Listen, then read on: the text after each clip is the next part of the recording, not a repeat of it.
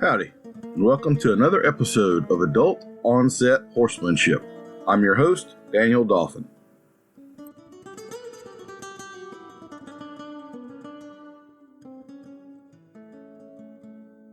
I wanted to take just a minute on this podcast episode to tell you a little bit about the online course that we are offering now, the Bit Course 2.0, Understanding How and Why Bits Function. You can find it at the website, thebitcourse.com, which will be linked in the show notes. This is a very comprehensive course. We've got two different versions. There's a masterclass version where weekly we have live calls and go over the modules and the study guide. That course has been running 25 to 30 hours over the course of 7 weeks. If you take that version, you're also eligible to go through our BIT certification program and take that test. It's at no additional cost if you want to add consulting about bits to your repertoire of body work or whatever else you might be doing. We also will have an evergreen version that you can take anytime you work at your own pace. It is less expensive. It's also a lot less content. You don't have the weekly Zoom calls with me. Those are going about 2 to 2.5 hours each week. So the masterclass course winds up 25, 30 hours long. The evergreen course you're going to do in 12 to 15, something like that. So check it out. You can go to thebitcourse.com, sign up for the free newsletter. You'll get a 30-minute video on the foamy mouth and all of the implications of that, as well as 5 or 6 articles that I've written regarding bits. Get a feel for the content. This will absolutely be some of the best money and time you have ever spent on your horsemanship journey, I assure you. And it is not discipline specific. We cover just about every aspect of the horse world that you can think of. I was expecting you to like gargle and sing or something when you La la la la la la la la la. Our guest today is my buddy Patrick King. He is our first guest to be on the podcast twice, so I'm not going to go through a big long introduction, but he is a classical dressage. Yes, I'm going to use the word master, even though he would not. He also comes from a Western background, having spent some time in apprenticing with Ray Hunt. So I find that he is in a very interesting position to be the liaison between two worlds, and also a phenomenal horseman, very articulate gentleman, and owner of many tiny hats. Patrick, how are you doing this morning? I'm doing all right, Daniel. How are you? Good to be here with you again. Yes, sir. Well, I had to write a bunch of new lightning round questions for you since you've already had a run at the first one. So let's see how this goes. Oh, boy. And remember, these are for points. So you want to be on your A game here. I think I won last time I was here. So this is like coming back for the championships. Apropos with the Olympics playing right now, huh? That's the mark of a true champion. Isn't becoming a champion, it's staying a champion. So no pressure though. Cool. No pressure. Oh man. All right. More leg or more cowbell? Oh, it always needs more cowbell. Thank God. The day Christopher Walken dies is going to be a very sad day for the world. Right lead or left lead? Do you, as a rider, still have a biased favoritism, or your body goes one way or the other? Do you have to be a little more conscious on one than the other? It's an interesting question. You know, I think growing up showing horses, we always started to the left. So left lead is probably a little more of the body's natural tendency because we all do that. But I do so much with the Garocha, and that's worked on the right side, that I feel like that's balanced things out pretty well. So maybe my body might naturally fall into left lead a little easier, but I think my personal tendency or preference would be to start to the right. So that's an interesting question. I thought it was a good one. I may kick that into the original group of these questions. Yeah, I like that question a lot. Yeah. I have to be a little more conscious about the right lead than the left lead, and my body fights me a little more that way. I don't know if it's like a right-handed, left-handed. You're also right-footed or left-footed, so your pelvis is probably a little more oriented one way than the other naturally. So I have to fight the right lead a little more than the left lead for sure. Yeah. I got I don't know if you've seen those rip sticks, like the two-wheeled skateboards. Mm-hmm. Yeah. So well, it's been years since I've tried to ride a skateboard, but I always struggled with that. But I have a ripstick that I love to play around on. It's super fun, and I feel like I should wear bubble wrap and my riding helmet when I climb on the thing. But I've challenged myself with trying to lead with either foot when I step on it. That in itself was really challenging. So I would say naturally on that, I'm left leaded, but more on the horse, I think I'm more right leaded. So this may be a throwaway, but as you say that, I grew up on a lake, and I slalom skied a lot. I even flirted with the idea of becoming a professional slalom skier. And when I skied, I'm right foot forward, left foot behind, which should be your orientation for the right lead. So I don't know what, maybe there's a muscle development thing that overdid me some way, but I will say there, just as a kind of for kicks thing, me and my buddies one day we decided we would try to swap up and ski reverse, and I went from nearly pro to rank amateur, couldn't even get up anymore. I mean, the swap around was a game changer, buddy, let me tell you. Right, Oh. right. I think little things like that are yeah, like you said, maybe this is a throwaway conversation. I don't know, but I think it's really interesting to think about uh, the things that we do in our day to day that can balance us that we don't even realize we are unbalanced to a specific direction. Like when you pick up your pants to put them on in the morning, which leg goes in first, right? Or which shoe or boot do you grab first? Or which, I went there for a piece. I spent a while brushing my teeth with the opposite hand, just, just to challenge, proprioception and balance and organization and things like that. And I make it sounds silly, almost masochistic maybe, but I make it a point that whatever shoe or boot I go for naturally, I force myself to grab the other instead, as a way of like breaking those habits and trying to become more balanced. I'm not saying it works, but I think it's a fun little game to play with yourself to see where your natural tendencies are. So actually, one of the examples I use in clinics, when I do clinics, we very often work on footfalls and getting people more aware of the feet and things like that, and trying to control this foot. I will sometimes take a person and pick up their shoes, and we'll look at the wear patterns on the bottom of their boots, and you'll notice that the ball of this foot is worn smooth because they tend to pivot that way, and you have a pattern of how you use your legs that you're probably completely unaware of. If you walk up to a flight of Oh, stairs, I'll 100%. guarantee you 9 out of 10 times you start the stairs with the same foot every time, and you're not aware of it at all. If you go to load a Absolutely. horse in a trailer, 9 out of 10 times they will step into the trailer with the same front foot, a left or a right, consistently, Absolutely. and so forth. Absolutely. Okay. Yep. Yep. Well, and I just thought of this too, going back to the slalom skiing and swapping your dominant legs and that sort of thing. With the ripstick, your dominant leg goes in the back. It's the propulsion leg rather than the guidance leg, So that's something interesting to just an interesting to note, right? When we talk about guidance and propulsion and balance, sometimes it's not quite what we think. Like I'm left-handed, and so most often it's kind of left foot forward sort of an idea. But and again, the body's tendency, like we talked about, the left canter lead, you would think that would be the more dominant. Yet on that ripstick, that dominant leg has to be in the back to guide. So, and I don't know anything about slalom skiing, so I don't know if there's any correlation there between the guidance and the driving, or that sort of thing. So, just something to throw your way to think about. Yeah. I So like I was watching your also eyes going to go there. ask Like, you. wait a second.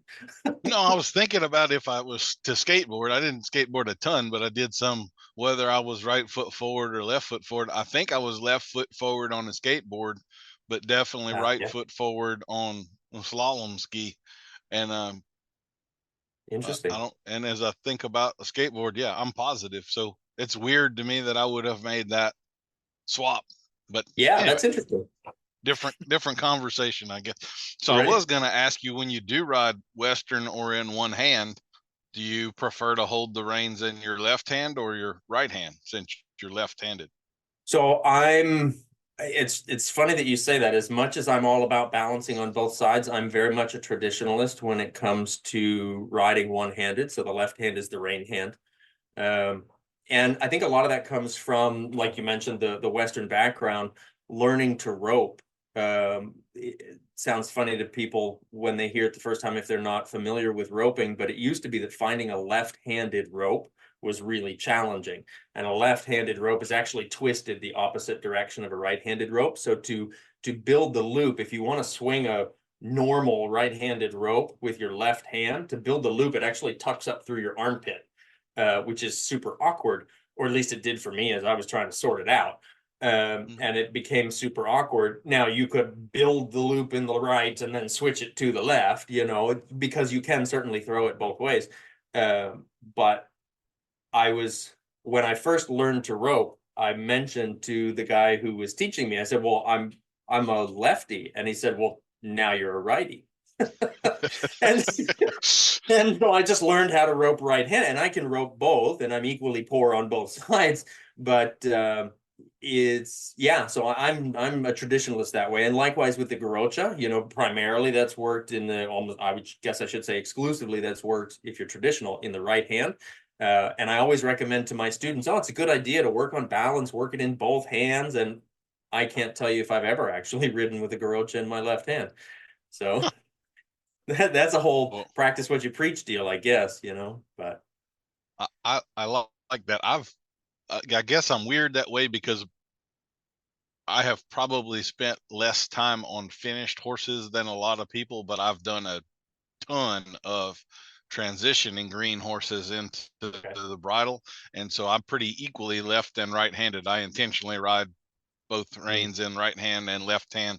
If I'm going right, I tend to swap to the right hand and go that way, and so I really don't have a preference Yeah. as far And I as guess I that should say, goes. if I'm schooling horses and we're working, like one of my big things as a dressage rider that makes many people gasp is that I do a lot of riding on the buckle. And when I'm riding on the buckle, it's always my outside hand on the rein. So I tell you what, one of the things that I learned in the bit course is kind of a larger number of people don't know what on the buckle means than I would have expected. So I will let you explain what you just said there. What does on the buckle mean, Patrick? Well, I think for some of the dressage riders that we see, on the buckle means you hook your fingers right up there on the bit ring next to the buckle. No, actually, it's quite the opposite. So to ride on the buckle means you give the entirety of the rein. And like where Well, with Western why reins, do they call it on the buckle? Is there a specific reason for that? well, because there's a buckle at the end of In your in the reins. in the center of Yeah. the So so like your English reins are actually Western, your Western English reins split are reins are split, right? So if you were to ride on the buckle, you'd be dropping them, right? But your English reins have a buckle that connects the left and the right rein together in the middle. And so when you ride on the buckle, like I make it a point, and when I coach my students, it's no, your hand is specifically on the buckle. And that's giving the full length of rein, full freedom to your horse. super, super, super important thing to do. Absolutely. Yeah, absolutely. When is the last time you ate some dirt? As in came off of a horse? Mm-hmm. Okay. Because I was thinking, well, I just cooked with mushrooms yesterday and I don't know that I cleaned them sufficiently. So last time I came off of a horse was, well, see, now the next time is going to be this afternoon since you asked this question. But the last time I think was close to 3 years ago. Yeah. I'm on about a 5-year cycle myself, something There like you that. go. So I'm Yeah. about due as well. There you go. Okay, this one might be controversial, so if you want to punt, no harm, no foul, but Oh boy. ear bonnet or no ear bonnet? Oh man, I was just talking about this with a client the other day. For me personally, no ear bonnet. But if you like the way they look and you get one that matches your saddle pad and that matches your breeches and it matches the blingy brow band you've got, then by all means, if you like it, do it, man. I hate those things. I truly hate those things. You know, And I can see the value in them when you're trail riding, if you want to keep the flies out of your horse's ears, things like that. I'm not a big fan of the idea that it's going to muffle sound. I just think that that means that you're missing some things. There's a lot of people that use them for that purpose. And I wouldn't say that I'm in favor of doing that. I don't like that. I think that's skipping steps in there that are pretty important.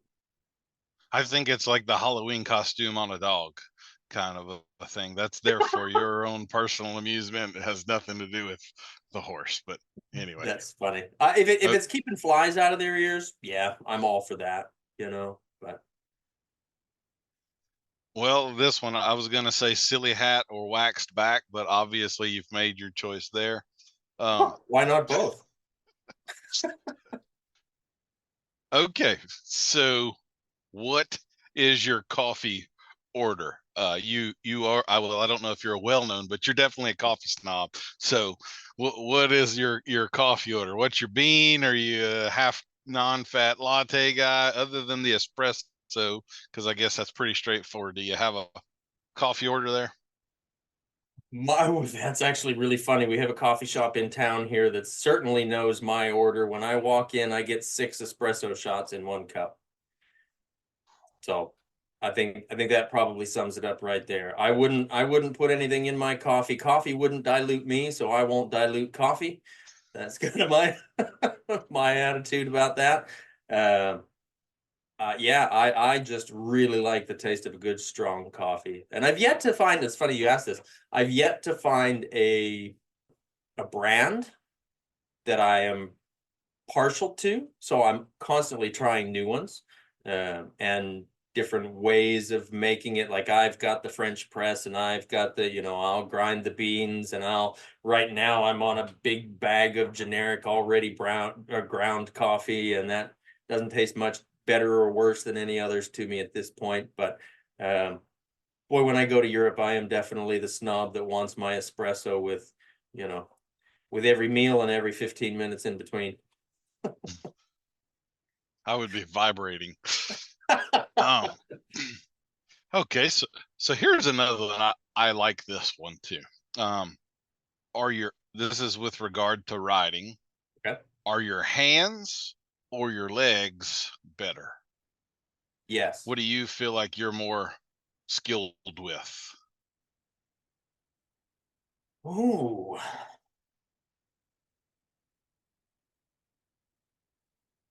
That's a really, really good question. Maybe I might say my hands. And the reason I would say this is I'm always coaching my riders, do less with your legs, do less with your legs, do less with your legs. And then when I watch myself in the mirror or in videos, I say, darn it, do less with your legs, do less with your legs. So I say it to myself even in those moments. And I think that comes down to the human condition of overdoing a lot of times. And I think that the years of roping and the years of Garocha have taught me to have quieter hands. Yeah. Okay. That said, we're always working on both, right? We're always working on everything.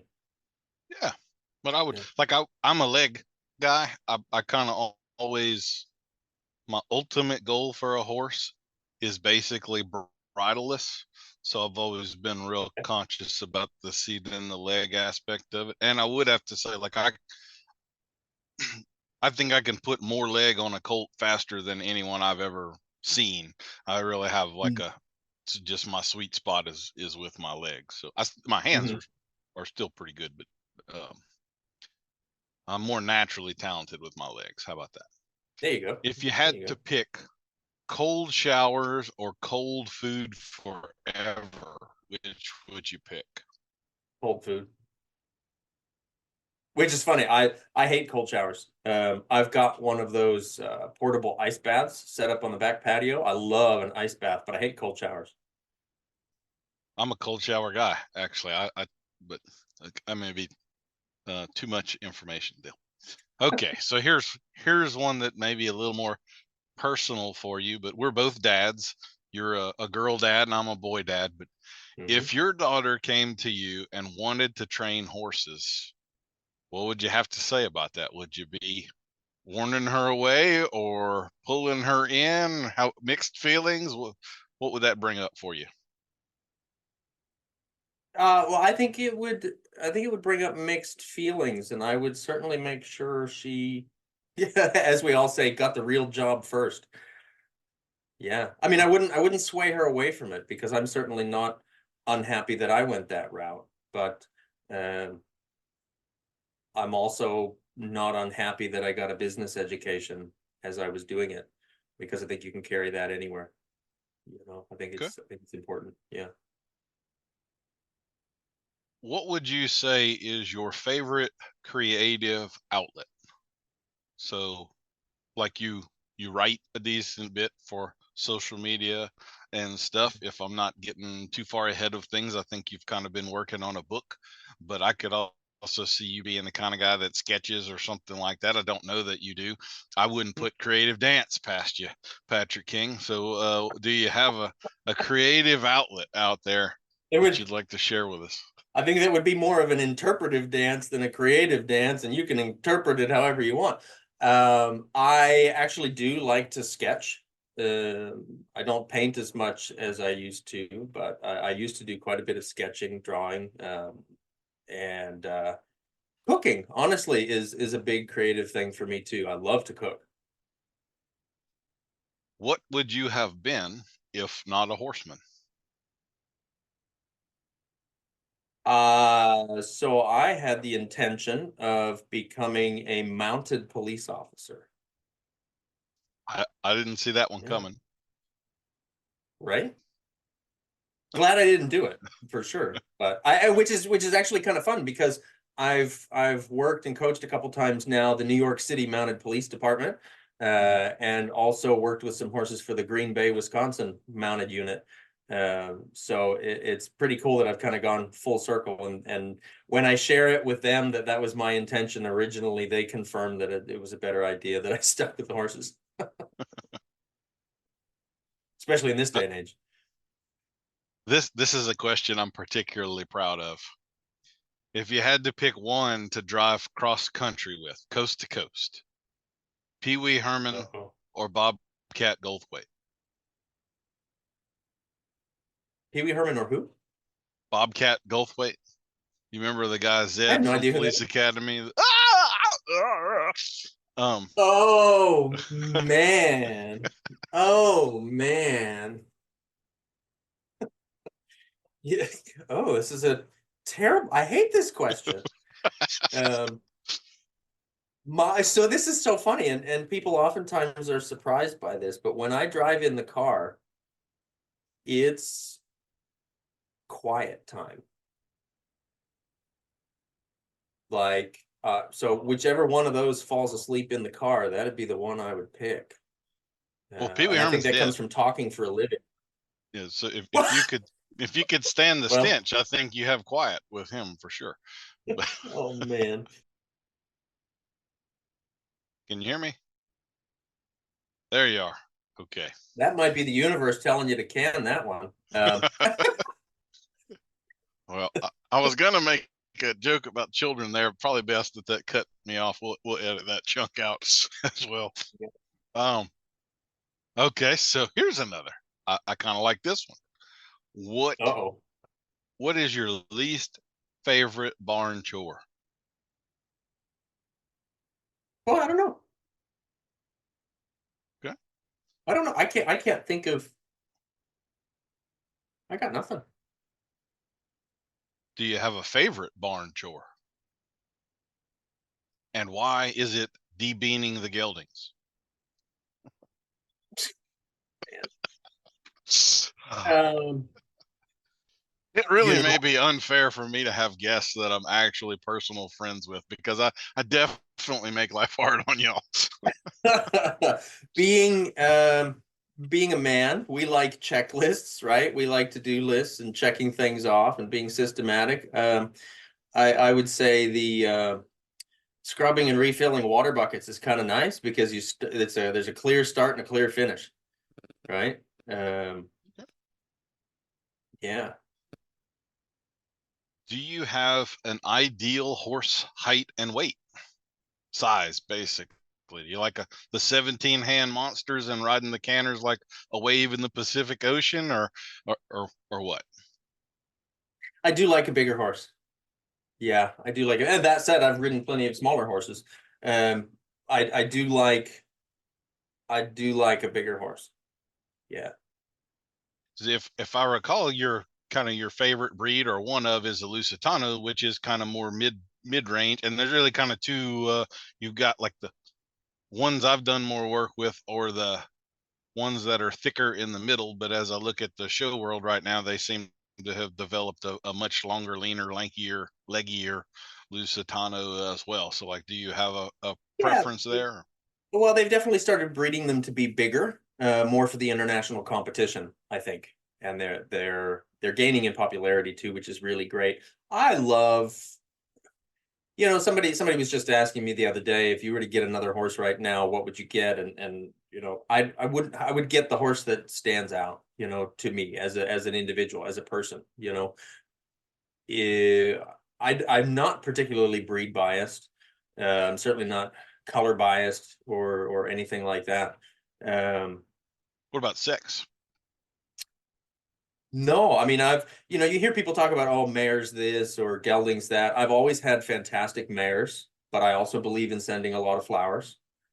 Um, so I think that's a thing in there. Yeah, no, I'm so impartial when it comes to that. Yeah, I wish I I'm could be there more. with you. Yeah, I don't find like stallions obviously have their thing, but I mean mares and geldings, I don't see nearly as much difference in them as a lot of people seem to. Right, They right. you got pissy geldings and you got unflappable mares. I mean, Mhm. there's everything in between. So Yeah, they're all individual. That's one of those things where if it was a mare, and I'm generalizing for kind of the public here, right? But um, as a mare, if she's got a little bit of personality, maybe we'll say, I don't know. You would say that a mare is pissy. You would say that a gelding is a little cranky, or oh, she's being marish. And with him, you'd say, oh, he's just being cranky, right? With the gelding, you'd say, oh, he's just being a dumb dork. And with the mare, you'd say, oh, she's so quiet, right? And I don't like that. I don't think that that's okay. I think that goes sexist when it's an individual. I don't think that that's okay. And the idea of the stallions, I've ridden lots and lots of stallions. Um, and I've ridden stallions here in the States. I've ridden stallions in Europe. And we hear people talk about, oh, stallions get a bad rap and how, you know, I've heard people say, oh, everybody makes such a big deal out of stallions here in the US and in Europe, it's not a thing, so why should it be a thing here in the US?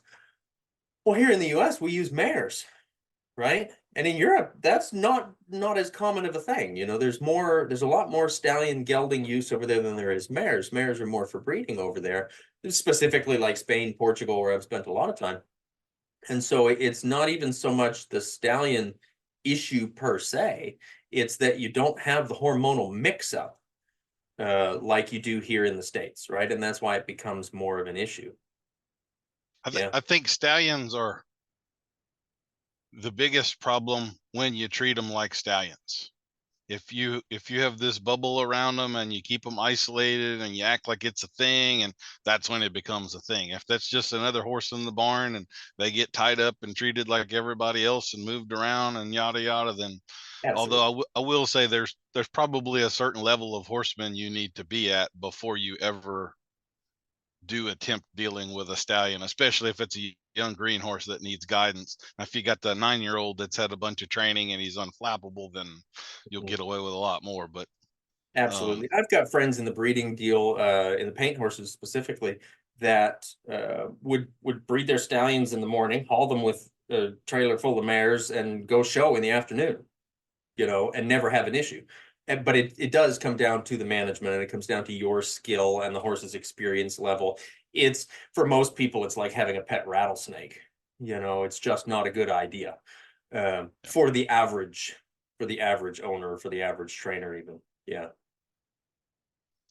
My biggest downfall with them is that, like, if I hit the road or something, we've got a decent bit of acreage here, and I like to just turn all the horses out.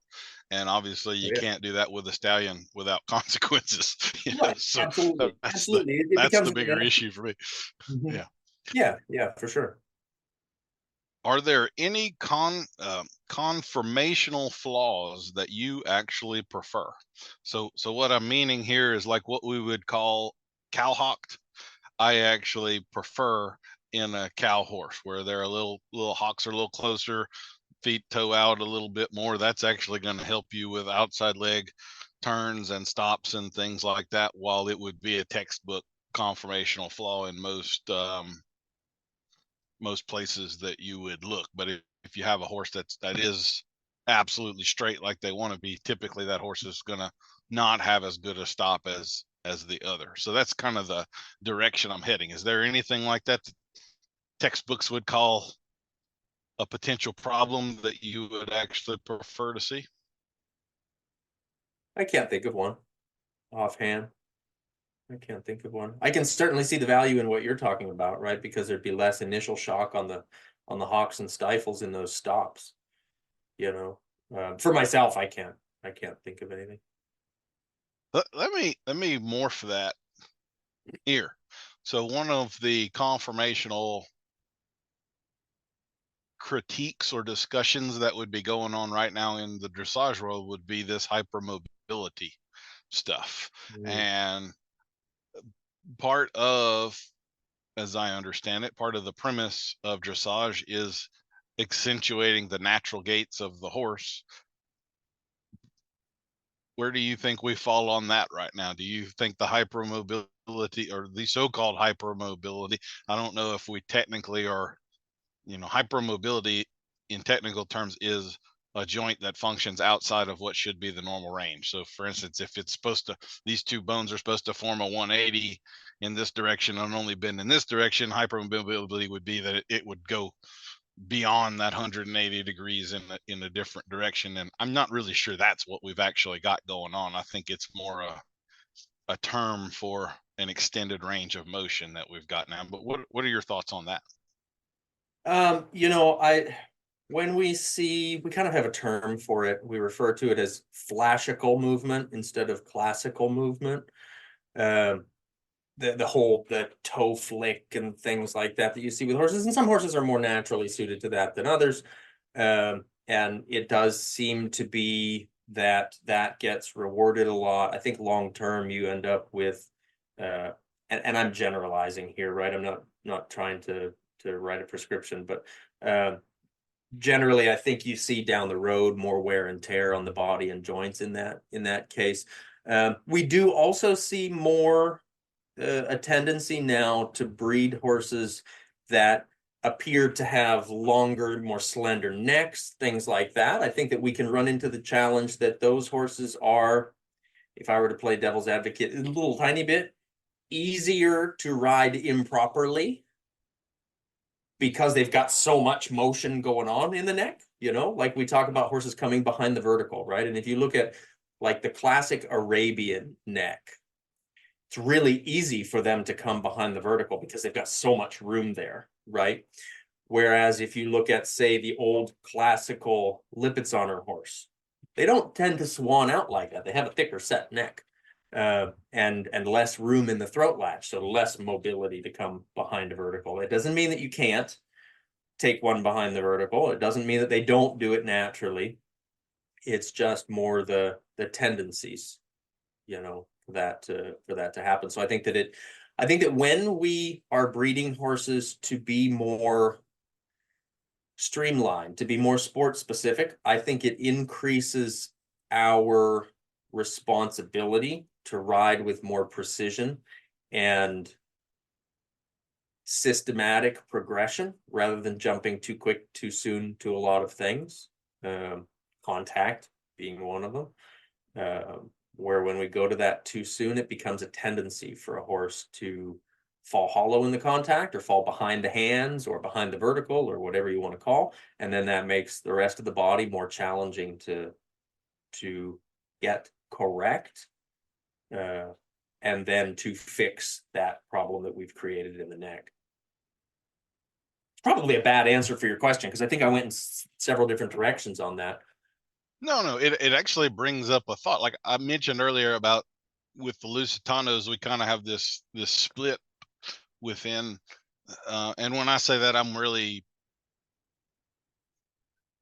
I'm not one that sees a huge distinction in Lusitanos, Andalusians, and Pries. I'm still general Iberian horses. How about we say that? I'd even lump the Lipizans, the broke horses. We'll call it that and make the circle a little bigger.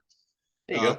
If you look at pictures of horses in the 60s, 70s, even the 80s, those horses all tended to have some tremendously thick necks on them. Like you could look at some of those horses, and from top of crest, and I'm going to say crest because a lot of them are technically obese.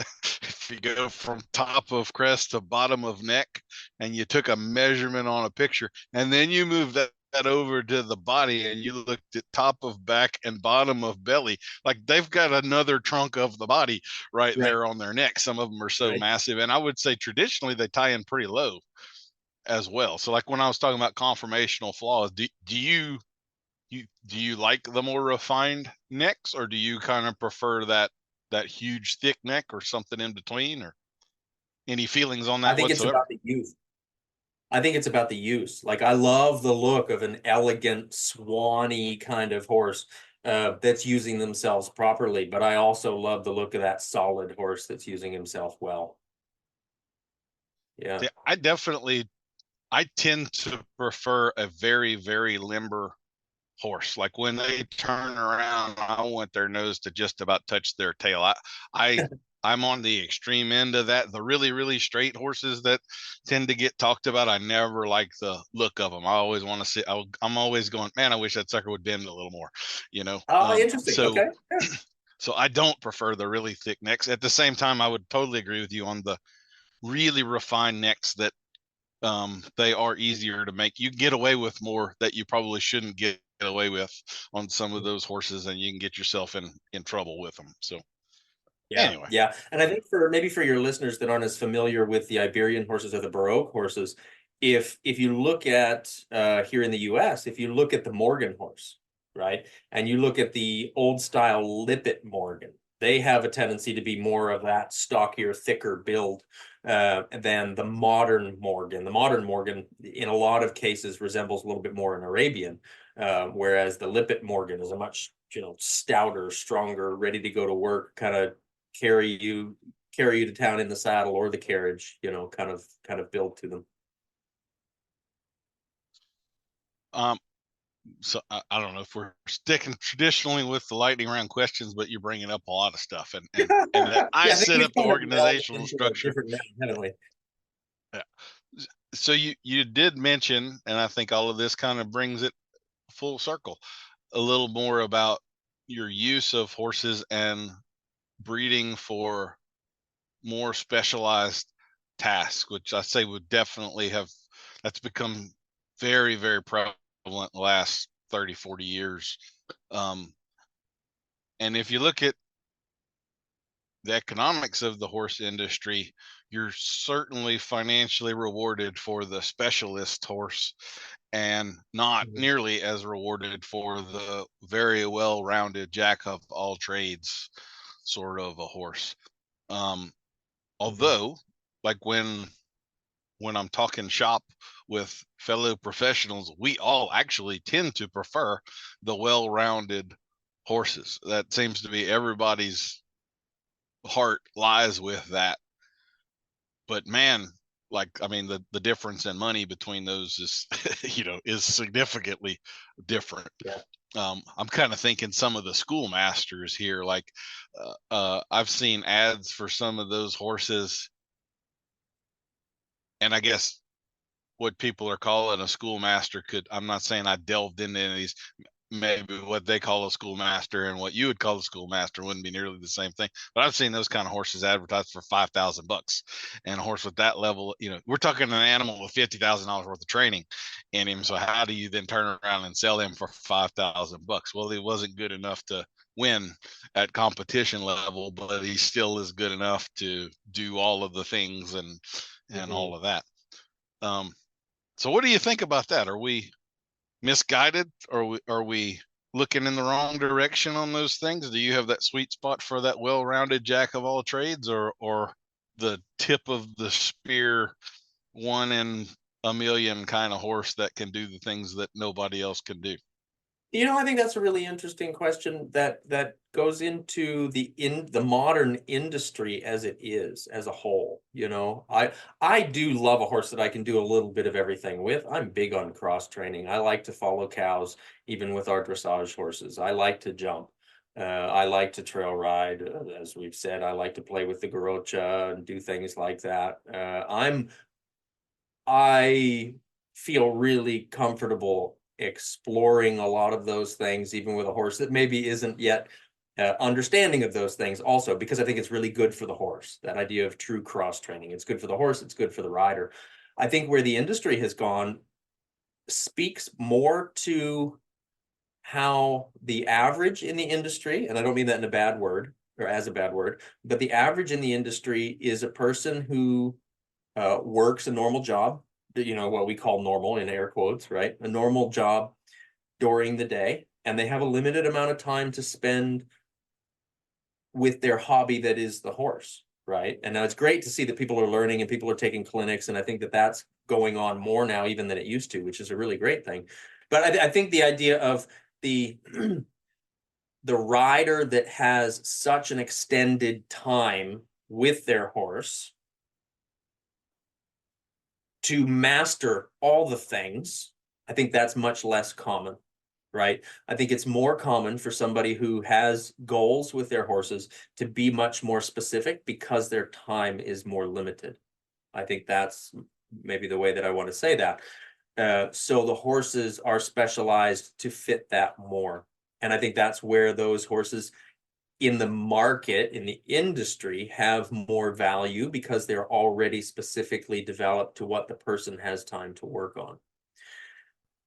And maybe I'm wrong with that, but that's kind of what I see happening. And that's where the value increases, when it's something more specific for your needs, right? If you wanted to drive a race car, or you wanted to race, so let's say you wanted to become a NASCAR driver, you probably wouldn't buy an Astro van, right?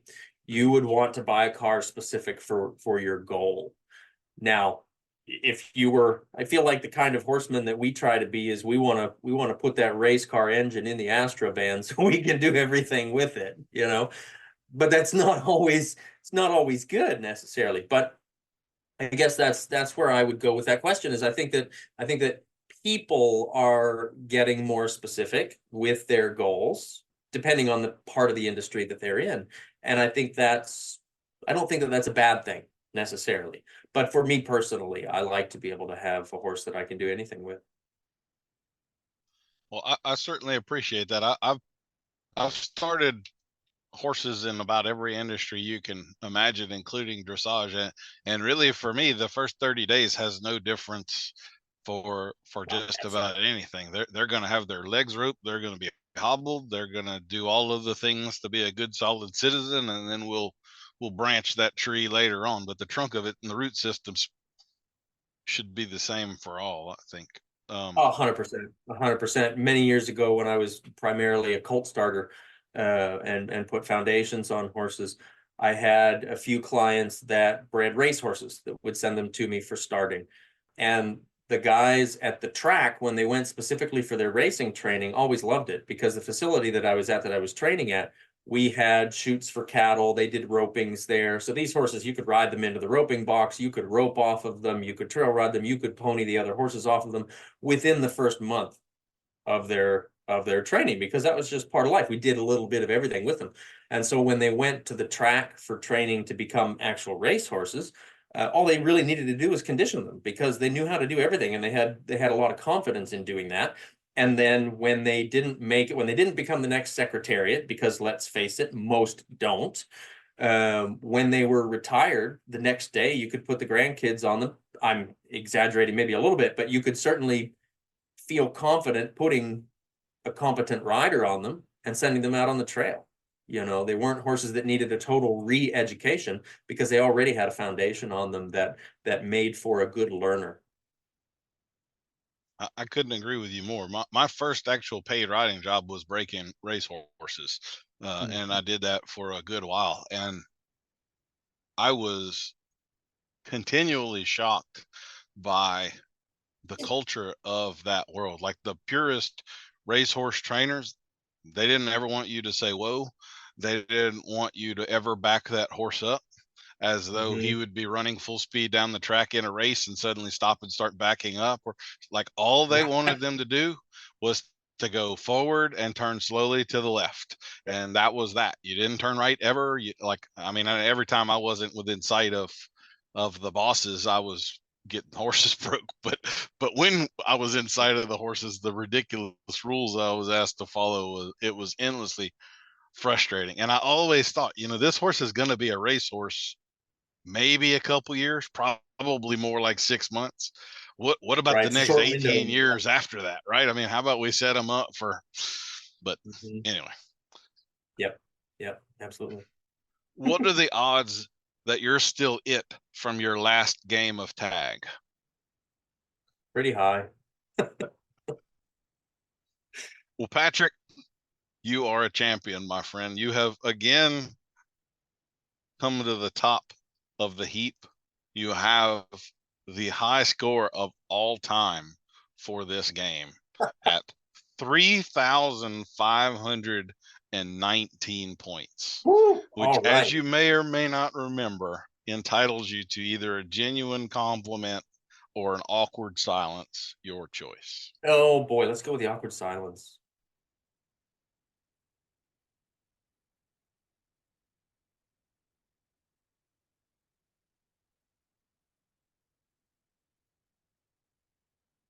Thank you for that. That was just as much of a test for you to see if you could do it. Oh, I was hoping you weren't going to pick the compliment, because as I'm getting to know you better and better, it's harder and harder for me to do. Harder and harder. Yeah, absolutely. Absolutely. There's that awkward silence. And I was thinking, but we're on camera, so neither one of us can, like pick our noses or make silly faces if you're going to do this release this on video. Well, we can just choose not to. Fair enough. Again, boy, that was a good lightning round. I liked we got pretty involved in it instead of superficial. But one of the things that was a lot deeper than lightning. Yeah, that's great. That was almost an hour on what I plan on 10 minutes for. So hey, let's go with it. There you go. Are you familiar with Mark Lyon at all? I am. Yeah. Okay, so yeah, I would class him. I did the Mustang makeover. Yeah. Okay. I would class him as one of those guys that I would call kind of a horseman.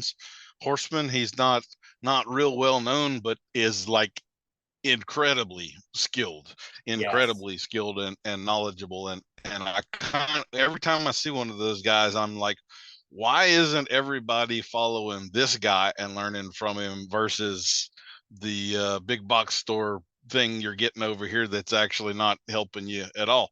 Right. But he made a comment that I really loved, and I'm kind of curious on your personal take here. So he was describing structure in his horses, and I think the examples that he used was, if you viewed it on a scale of 1 to 10, and if you remember that movie The Sound of Music, where the colonel or whatever he was had the little flute, and he called all of his kids down, and they stack up in a row, and name, rank, and serial number and all of that. He was like, that's pretty structured, especially for some of those young kids. We might call that like a 9 or something. And then you could have the other end of that scale where you've got no structure, anything goes. We've got parts of this world now that are getting into this term of consent, and if my horse doesn't consent to be ridden today, we won't do anything. And that my ears are burning right now even having that thought.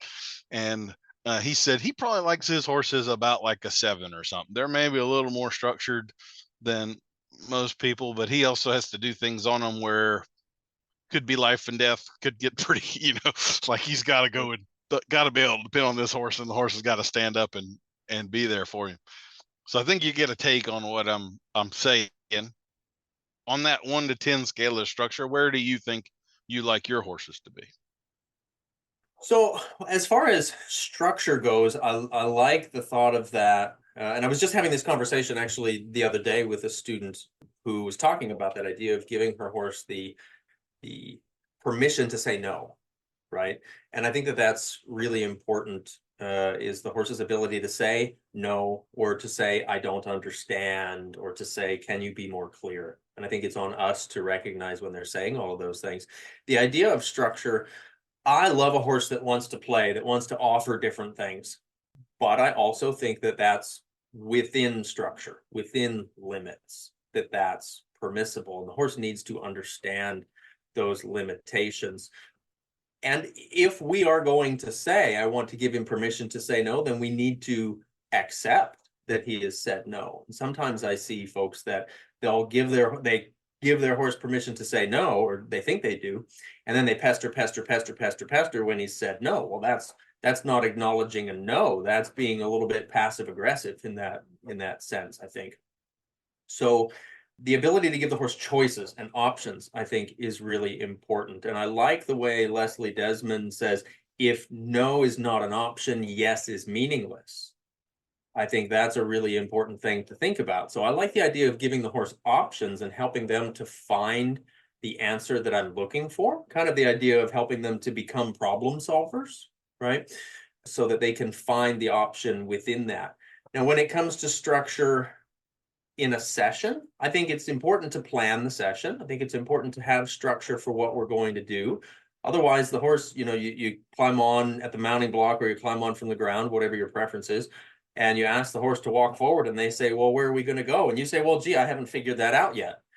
Their own sense of self-preservation as a herd animal is going to say, well, I better figure it out for us then, right? Because they know that if there's no leadership, then we just die, right? In the very Darwinian sense of things, if somebody's not leading the operation, then it's not a safe operation. So I think the idea of having structure there is really important. That said, I'm not so structured that I don't adjust for the horse. I think that's really important too. To have structure without rigidity in that sense, I think is really important. Maybe my plan is to do X, Y, Z, and as the horse comes to the arena for the day, I see X, Y, Z. Maybe I need to take care of RST first before I can get to that, right? So rather than sticking militantly to the XYZ structure, I'll adjust to fit that horse. Then there's also the side where I love to play with them. I love horses that just love to interact with you and want to have a little bit of fun and, that sort of thing. So I hope I'm answering the question right. Like, I think that there's a lot of good things that come in the relationship with the horse if you allow the freedom of expression in that way, within safe boundaries, of course, but like I kind of grew up being told, like, don't pet them on the face, leave their face alone, quit dinking around. I'm like, but I love them, they must love me, kind of a thing, as I was a little kid. And that was growing up, that was the mindset, was if you mess with their face, they become biters and things like that. Well, maybe, I'm not going to say no, because I think it depends on those parameters that you set. It depends on the way that you do it. It depends on your mindset. But I think having the ability to love on your horse and play with your horse, and them having the ability to play and still be mindful of you, it's a lot like your dog. Can you play and wrestle with your dog without getting bit in the face? I hope so. Right? Because we all want to play and wrestle with our dogs sometimes, but mouthing on your hand a little bit, that's one thing, and biting you on the face is another. Well, there's a lot to unpack there, especially that last statement. I think I'm going to just ignore that one. So, well, we can get into it. But let me put it aside, because I took a couple of notes in the midst of that, and understand I'm playing a little bit of a devil's advocate here for the conversation. But and I hope I understood your question well. No, it was fine. Would you say that in order to get along with the horse, it's a requirement that you and the horse be friends. So what I mean by that, like I can think of a couple of horses in my past, one mare in particular. She's one of the more successful horses that I ever started. She went into the six figures and I hated her. Like she was a bitch. There was nothing about this horse. I would describe it this way. We could work together fine, but I wouldn't want to have a beer with her after work.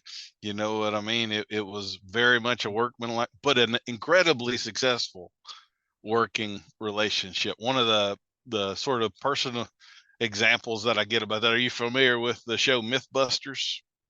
Those two Yeah, guys yeah. on, they didn't get along at all on a personal level. Like in the 13 years I think that show went, or 8 or whatever it was, they never went out to dinner together after work or whatever. They had a lot of conflict, but they were very, the conflict led to a very productive relationship in which they accomplished a lot and outside of the realm of what either of them could have done alone. But personally, they were oil and water. There wasn't a friendship there, but the Mhm. working relationship still worked. And as I kind of think of, you and I were having a conversation about the changing in genetics over the years and stuff. I think a lot of the old style horses were much more that way. They weren't personable at all. It was much more a working relationship. And as we have bred horses through the years, we've come up with a much more biddable, personable type of a horse.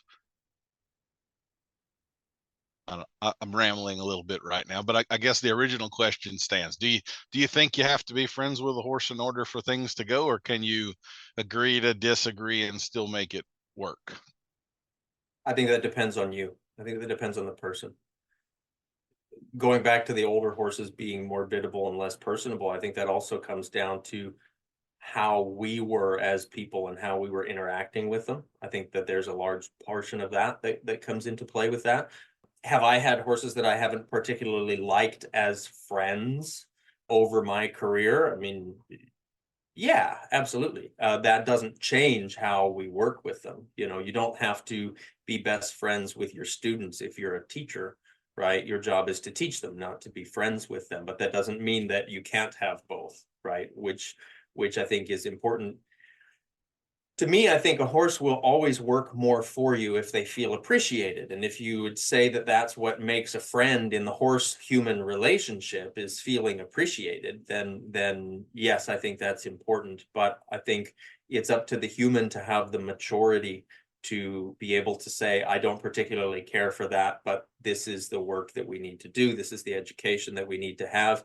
If you're the type of person where not being friends with your horse changes your responses to the horse, then I think you need a different horse, right? I think if you can set that to the side and be completely professional in that relationship, right? If you can be the kind of person that your horse needs you to be, regardless of how you feel in that moment, then I think that's perfectly fine. I think a lot of people want to be friends with their horse. And I want to be friends with my horses. I want to be friends with all the horses that I come across, even in clinics and things like that. I think that, that's my personality coming out in there. That's not saying that the horse needs that. The horse probably wouldn't walk out of the arena saying, oh, geez, I don't really think he liked me. Because even if I didn't, that horse wouldn't know any different because I wouldn't be treating them any differently. There would still be the utmost respect to them. And I think that's where we get into trouble. I think when it comes to the idea of becoming friends with our horse, I think sometimes we're blurring the lines of how respectful are we going to be of our horse. I think that's really to me, that's where that question ultimately ends up going, is can you respect your horse for who he is? And does that mean you're friends? Well, I don't know. Like you said about the hosts of Mythbusters, it seemed to be pretty clear that they respected each other as co-workers and they didn't have to be best friends. So I would say that I agree with everything that you just said. I would say it also poses a flip side to the coin, because you and I both know a lot of people who have a very friendly relationship with their horse and a fairly poor working relationship with their horse, which would indicate that the friendship part of it is not the magic sauce Right. that makes the working It's part of balance. it Mhm. work. Yeah, it's out of balance. Yeah. And I would say, like, once again, I think you and I both know some well known, and just to give the devil his due, high level horse people who aren't very good people and yet still manage to be able to be fair in the moment with the horse, or wouldn't get the higher level results that they do seem to consistently get. That's one of those things that really always befuddles me when I meet some of those personality types, and to meet the person, I would judge them as can't be very good with a horse, and yet somehow or other when they get out there, they put their personality, what I would consider their personality flaws, aside and still make it work. So that to me brings up this sort of trend of connection that we've got going right now. I think it's misguided, and I definitely understand that it is what most people seek. This is going to be anthropomorphism, but I've always viewed handling a horse as kind of a parent-child relationship. And as the saying goes, if you try to be best friends with your kids, you end up raising your grandkids. So you're not really there to be their friend, you're there to be their parent. And I kind of view the horse thing a little bit the same way. With regard to the structure we were talking about earlier, I would pretty much agree with Mark. I think in the end, my horses they definitely wind up on the more structured end of that scale. 7 or an 8, maybe something like that. I tend to be a lot more structured in the beginning of that relationship and setting up the boundaries and the ground rules. And then once that's established, I relax a little bit more. And if things get too out of whack, it's not hard to bring the structure back in and so forth. And so I don't know that's a consistent one number answer for me. I would say it varies in the stage of training and with the personality of the horse. There are horses that you kind of got to bring them down a notch a little bit from time to time and reestablish things. And there's other horses that you're constantly trying to build confidence in, and you cannot in any way ever do something that might take that away, or it'll take you months to recover from that bad 5 minutes. So yeah, absolutely. And that reminds me kind of that expression that, you treat your kids at home as if you were in public, and then you treat them in public as if you were at home, and then you'll never not like your kids, right? Like the idea of, and to your point with that, there's some horses that come in where I'm like, woof, okay, look, like structure, here we go. We got to have this because it's obvious that, 5-year-old Johnny is running around spitting on the other adults at the playground. You know what I mean? Like we missed the rules, we missed basic manners, and I kind of think of it that way as like when you're talking about the horse that comes in to start with, setting that structure, it's like, here's basic manners. And within basic manners, there's a lot of freedom. Within clearly defined structure, there's a lot of freedom of expression and freedom of interaction and things like that. And it's the lack of clarity. And I think that's maybe speaking a bit to what you were talking about, where there's a focus on friendship before there's a focus on structure. I think that's just a lack of clarity. And I think that that's not fair to the horse. You see a lot of horses that show, stressful behaviors as a result of not having that clarity. One of the lightning round questions that I tend to use is the feral versus spoiled. Which would you prefer? And most people have picked feral. There's been a few that have picked spoiled, and I think that tends to be they're more picking genetics. They think that the building blocks they've got to work with once they get past spoiled are probably better than the Mustang, nature's breeding for the last couple hundred years or whatever. But I would definitely say that if you're putting a horse into a training program, the spoiled horse is the one over the first 90 days that's going to have the tougher time, because you have to do that structure, and that's the one I'm gonna have to be hard on. And I have seen time and time again the owners come to see the horse a month in or whatever, and we get in a round pen, and this is a horse I've basically been kicking his butt every day for the last month. Yeah. And he will connect with me and totally ignore the people that have been feeding him graham crackers in the backyard for the last 3 years. What we want versus what's needed are sometimes at odds. Maybe the short-sighted versus the long game playing out there. Well, Like horses prefer structure in that sense. Horses prefer structure. And when lack of structure, when the focus is more on the friendship and there's not consistency in there, it's one of the hardest things on the nervous system is inconsistency.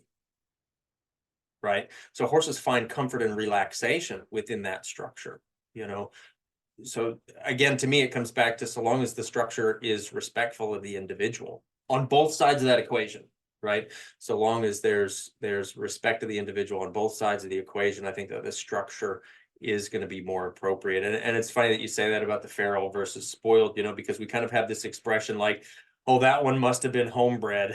Right? It's like you can tell because he's the one, molesting the pockets for apple pieces and, knocking things over and getting into stuff. And yep, that was the homebred, and I mean, we all, it's just a silly expression, right? To say, yep, you've been coddling that one a lot. Yeah. So that'll bring us back. I wasn't trying to avoid it, but you had mentioned the mouthy horse a little bit. So, we all have our experiences and our biases and the things that we've seen and so forth.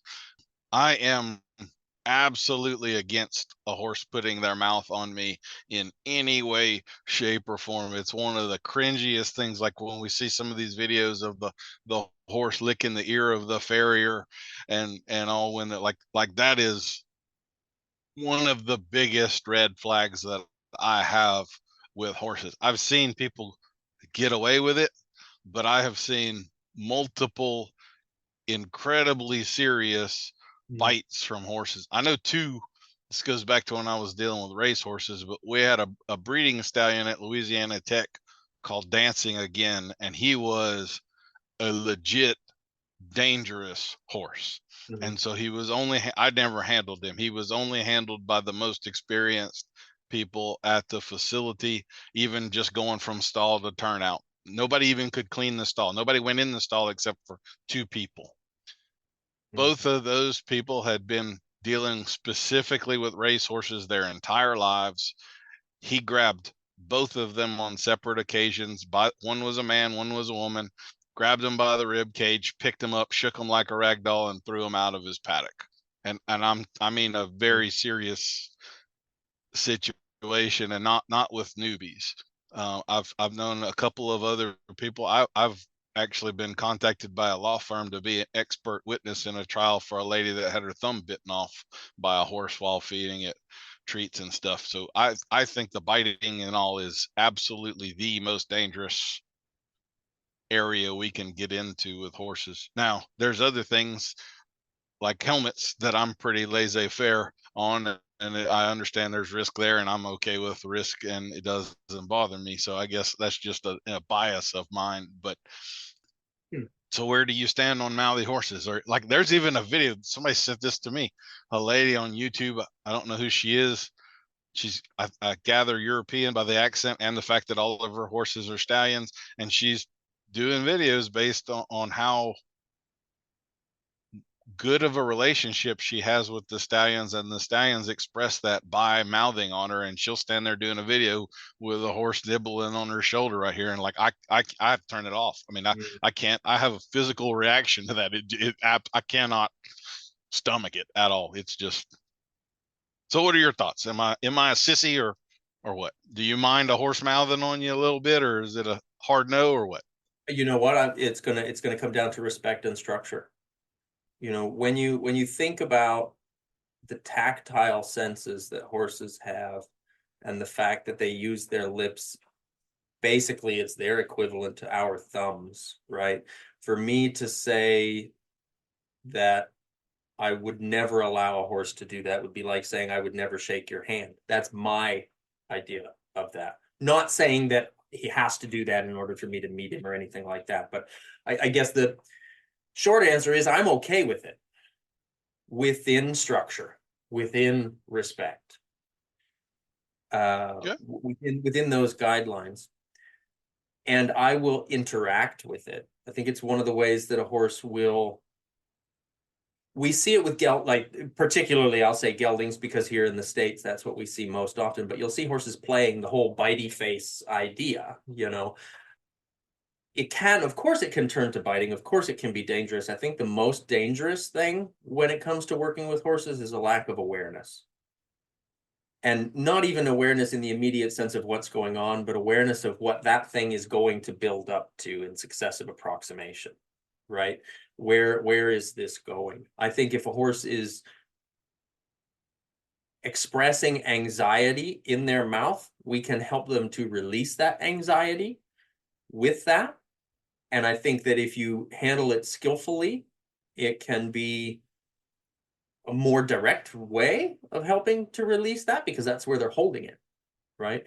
Not saying that I think everybody should be doing that with their horses if they don't have that skillful awareness, right? I think that's an important thing.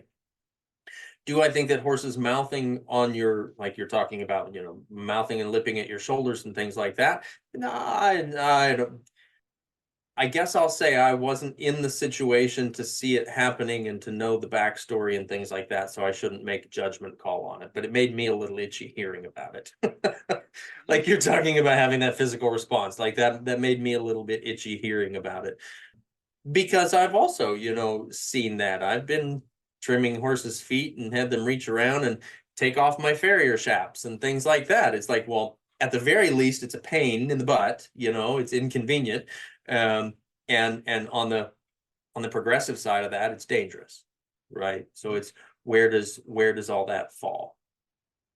Yeah, so I think it's a harder question to answer than the helmet question, right? Like, Yeah. I think that's a little bit more difficult to answer, but that wasn't your question, so I'll let that go.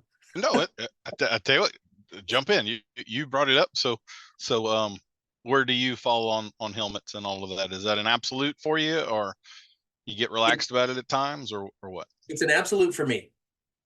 Okay. And the reason it's an absolute for me is that when my daughter was younger and she was taking lessons, I told her that it was the rule that she had to wear a helmet.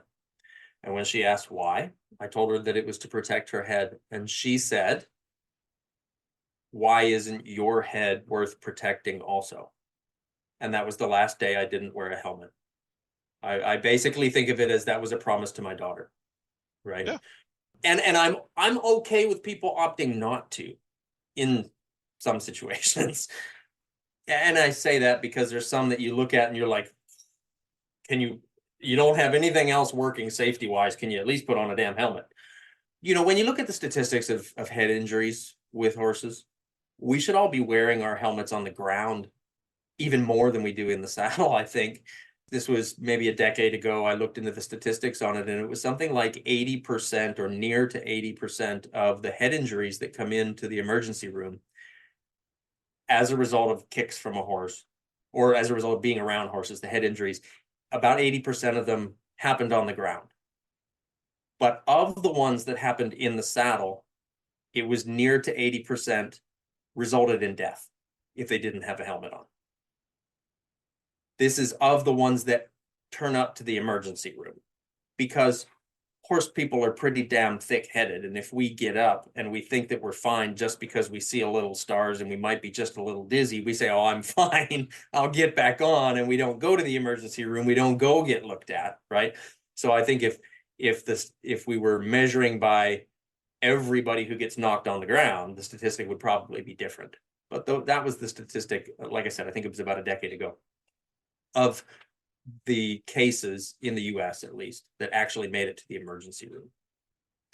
So I think looking at that to me is a really easy validation for why we should. And I'm the guy that climbed on about 3,000 colts without wearing a helmet. So I'm not saying that I'm going to call you out if you don't wear one. If you do or you don't, it's your own personal preference, right? Like if you're riding in a clinic with me, specifically if you're riding here at my place, yeah, you have to wear one. It's just part of the insurance policy, right? And so even when I was starting those young horses and wasn't wearing a helmet for myself, I always had one in the car, because if the barn rule was you wear a helmet, then you wear a helmet, and there was no question about it. There was always a respectful response there. What I think is more, I think the word I would use is repulsive, is the validation that you hear from adults when you see children not wearing helmets, and the validation is, but this is a lifestyle. I think that's the most ridiculous answer I've ever heard, and we might end up with hate mail for that, but I think that to refer to someone's safety and opt to not and call it lifestyle is awful. There's other words I want to use, but I won't. No, that's fine. And I do think kids should be wearing helmets. To me, it always comes down to a risk acceptance thing. Like for instance, I think if we wanted to get into the statistics of TBIs, the vast majority of all TBIs are in car accidents, and nobody wears a helmet in a car. Right. And we don't right. even think about wearing a helmet, which is not to say it's a justification of, well, if you're not going to wear it here, you know. Right, So right, exactly. I have always personally feared the sun more. I'm in the sun a lot, a whole lot.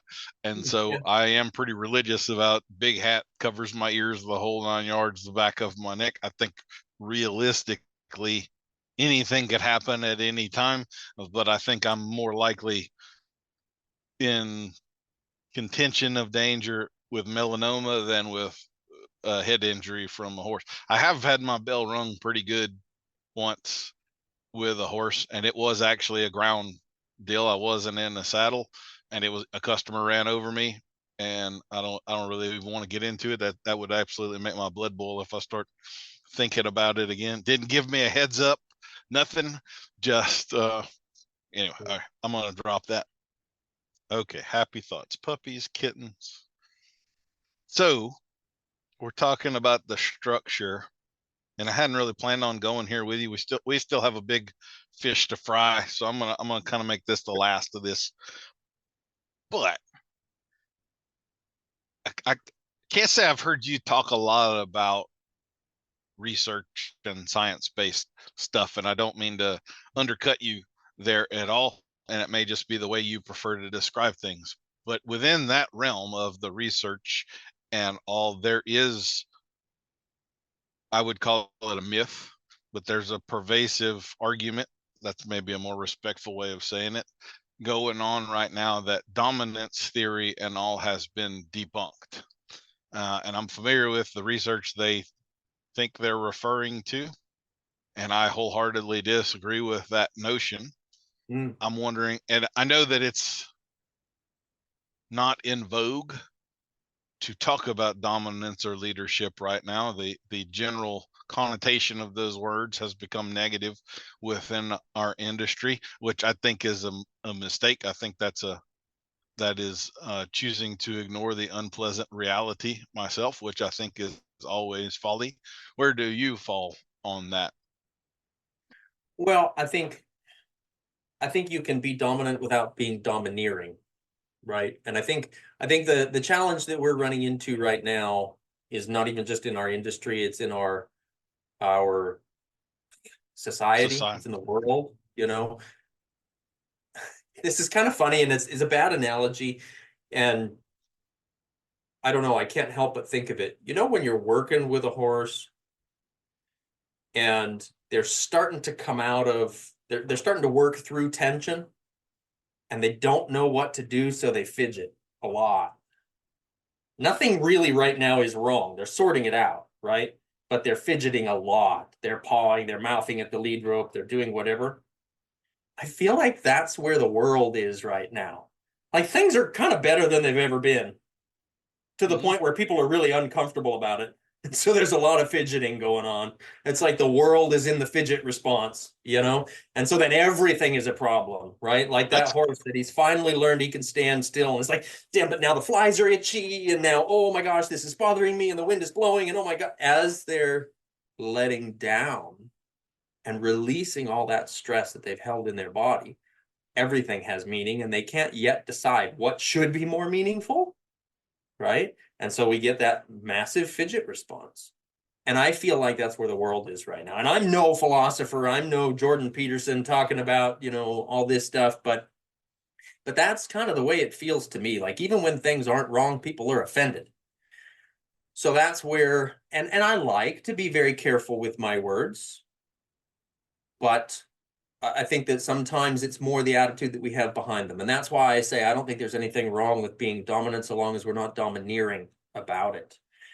The expression of being dominant is the original intention of it, as far as I understand it, is like, the boss would be dominant over the employee.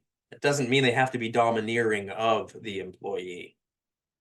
We talk about things like the pecking order, right? Like, as if horses were the same chickens they used in that test, that behavioral test in 1912 to call pecking order, right? I think that's when that was done.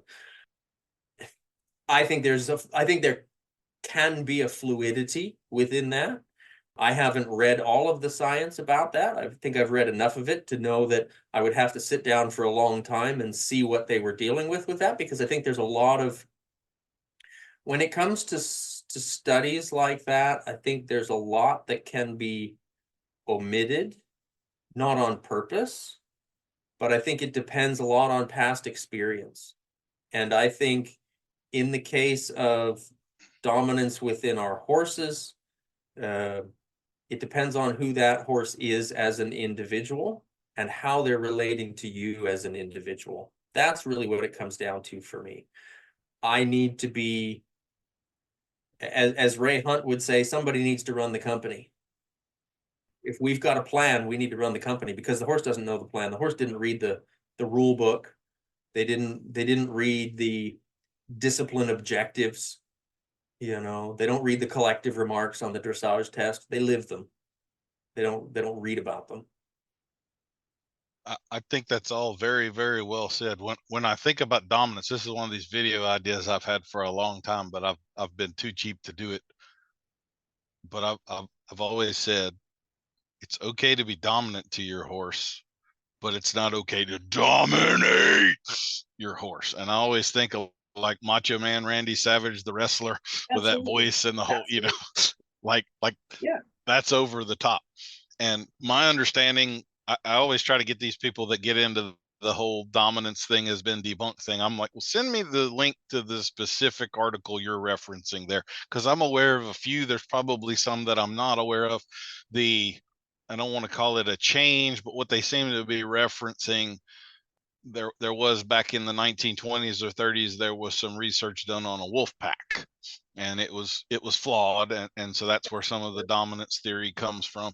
And then the stuff that they've come up with now is what you referred to, where they have proven that there is fluidity within dominance hierarchies. I'm completely unaware of any person who you would say is on the side of dominance and leadership who has ever been in denial that there is fluidity within the dominance hierarchy. If I could walk up to this horse that is in the wrong frame of mind and is trying to be dominant to people, and I can then assume dominance of him and fix things, air quotes, by virtue of the fact that I believe that to be possible, I am admitting that there is fluidity in the dominance hierarchy. That has never been an argument that anybody ever tried to make. And they've come into more stuff proving resource management. And so in this ideal world of absolutely no scarcity of any resources, the dominance hierarchy is a certain way. But that's an ideal world. That doesn't exist for 5 minutes at a stretch in the real world. I mean, it's constantly changing. You have a mare foal and she's going to start protecting her foal, and she's moving up in the pecking order. She's now going to do things within that herd aggressively and assertively that she would not have done prior to having that foal on her side. I mean, it changes. It always has changed. I don't know anybody that didn't think that it did, but and that's where the dynamics of the environment are really vital in even understanding it, let alone trying to explain it. They did I think it may have been Skinner did an experiment on that he referred to as Rat City a long time ago, if I remember right, where they made all of the conditions perfect and chaos ensued as a result. You may be referring to something different than what I'm thinking about, but okay. There was a famous experiment, and I cannot think of the name of it right now, but they made an ideal world for rats, Mm-hmm. and sort of like the human world, Mm-hmm. it peaked and then declined. Birth rates went down, the size of the rats went down, and it basically decayed from within. And I think kind of that's what you're referring to with your fidget reference to the human world. There's I think it's Dr. Steven Pinker, is a Harvard linguist, a Noam Chomsky contemporary, one of Jordan Peterson's friends. He wrote a book called Enlightenment Now, in which he basically scientifically cites all of the ways in which the world is getting better and better by leaps and bounds, and how we do actually live in the best period of human civilization that's ever existed as far as we know. And you cannot convince people, even with empirical data, that the world is good. They have to find the thing to complain about, and but this and this was wrong 200 years ago, and Absolutely. yada yada yada. Yeah. So absolutely. It reminds me a little bit of, I don't know if you remember who Louis C.K. is. He was a comedian. There's a video, I think I found it on YouTube. He was a guest show on some evening talk show, but the little video clip that they took from his interview was everything is amazing and nobody's happy. Right. And he was talking about how, you're really upset that your flight is delayed by 10 minutes. And he's like, you realize you're flying through the sky, and you're going to get there in 7 hours, where it used to take 7 months and half of your family would die from dysentery. And, like, yeah, it's just yeah, absolutely. It's, but we've changed things, right? It's like technology has changed things. Our understanding of things has changed, the way that we relate to the world. As one of my mentors, Charles DeCunfy, might say, what a novel problem to have, but a problem nonetheless. I like that. An interesting tidbit is that suicide is almost unheard of in third world countries. Sure. Suicide Absolutely. is a first world problem. We have all of these mental health crises, and the people who actually are still living in the hellholes don't. Go figure, idle hands, maybe. I don't know. Yeah. Okay, let's get back onto horses, and I'm gonna try to be a little more structured now after that trail ride we just took. So you were an apprentice of Ray Hunt. I don't think everybody's aware of this, but there were kind of generations of apprentices of Ray Hunt, and you probably are in that last generation. Do you see, and I'm not going to get into naming names here, you're welcome to if you want, do you see differences in those generations of what the people took away? Changes, I guess, as maybe, I don't know if it was what his message was or how the different generations received the messages, but to me there are striations in that grouping, and I would say your generation is the most different of all of those generations. The gap between is larger. So what are your thoughts on that? That's really interesting to think about. And I think sometimes, maybe from a judgmental perspective, but I'll hear somebody talk about, I learned this from Ray Hunt, and you watch them work with a horse and explain what they're learning, and you think, well, how did you get that out of that? But maybe that's just me being a little judgy on that. I think that it might be a challenging question for me to answer because I'm always trying to learn more and learn deeper and learn other things. And so I think that the things that I've learned from Ray were foundational, and I've gone on and taken it into a different direction from there. That might be where I should end my answer to that question. But I've, yeah, I don't know that I've got a really good answer for that now that I think about it in that way. Let me take that a different way with you. And I'm genuinely curious about this. We haven't ever had this talk. You use this term foundational a lot. I understand what you mean by it. And let me make it clear. I'm definitely in that camp, and I don't take any offense to the term. I don't think you're using it in a derogatory way or anything like that. So don't think this is me getting my hair up or anything. One of the understandings that I have about Ray is he kind of had a format for most of his clinics, and a lot of people would say that it was pretty basic or foundational, as you might say. I have heard multiple sources, and including people who weren't a one or two clinic person, but like people who were with him for years and years and years and very, very close to him, who would make the comment of kind of like, damn, Ray, we've done this at every clinic for the last 15 years. Like, are we going to do anything right? And he's going to be like, well, if you'd get it right for once, then we could progress beyond it, but you still aren't there yet, And that's kind of how I view the foundational stuff.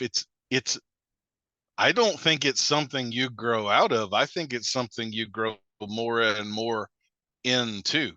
I am pretty constantly surprised by some concepts that will pop up to me at a point, and I'm like, that is so simple, so basic, so foundational, so important, and yet 30 years in, that's just appealing to me. And I haven't heard anybody else talk about it. How the hell are we not talking about it? One of the examples, I don't know if you're familiar with this little discovery of mine. I was having a cryptorchid castrated earlier this year, and the way that particular vet did it, they rolled him up on his back, and his vet tech is straddling the horse's chest, holding the legs, so he's got both back legs splayed out. And my 11-year-old son was with me doing this, and we're watching it, and I'm describing all the stuff and pointing out, making as much of a learning experience as I can. But this is a 45-minute process, and at some point I have nothing to say anymore. We're sitting there in awkward silence, and suddenly it dawns on me that this horse does not have nipples. And I get to thinking, like, we also raise show cattle. Bulls, whether you know it or not, have a small udder with 4 useless teats. You and I are both males of a mammalian species. We have nipples. I ask the vets. I've got the vet and his wife who's doing the anesthesia right there. I have a captive audience. All of us are in our 40s, been doing horses our whole lives. I say, this may be a stupid question, but I'm noticing as we've got this horse splayed out right here that male horses don't have nipples. And they both look at me like, you can tell this is 3 people with a combined 100 years of experience who for the first time in their lives are all noticing that male horses don't have nipples. And so I now open my presentations with this little fact, and you wouldn't believe it's hundreds and hundreds and hundreds of people. And it turns out we do a Google search, only horses, rats, and mice. They are the only 3 mammalian species where the males lack nipples. And donkeys have them, zebras have them. It's only horses within the Equus genus. And so that's my great example of this, how there are simple and obvious things that we've all looked at and not seen for decades and decades and decades with these horses, which I would class as foundational. I've got this saying I love, that beginning riders want to work on intermediate horsemanship. Intermediate riders want to work on advanced horsemanship. Advanced riders work on basic horsemanship. So absolutely. Okay, that's me rambling. I don't know that there's a question in that, but so when you speak to foundational stuff, what in your mind falls outside of that circle? What's the other? What isn't foundational? Well, and I'm going to go back to what you were saying there about the advanced riders want to work on the foundation of things. Something that Ray used to say all the time is that the misconception that people, and of course I'm paraphrasing right now, but the misconception that people have is that you move from square one to square two, right? Or step one to step two. And he would say that's not how you do it. You put square one in your pocket and you take it with you to square two, right? You don't leave it. And I think that's what I always think of when I hear that expression about beginners want to work on intermediate and intermediate to advanced and advanced want to work on beginner things. It's that idea of carrying square one with you. When I talk about foundational things, I talk about a horse's baseline understanding of their job, carrying a rider, or working with a rider. Beyond the foundational things is going to be more specialist things, right? More like specifically we're working cattle or we're roping or we're coming into more dressage specific things or jumping specific things. And yet I think that all of those horses from a foundational perspective need to understand enough of all of those things that you can at least have the conversation with them. Okay. Sort of like when you're in elementary school, you touch on a little bit of history in a lot of parts of the world, right? You might not dive down that later on in life, but you learn a little bit about a lot of different things. And that's about teaching you how to be a learner.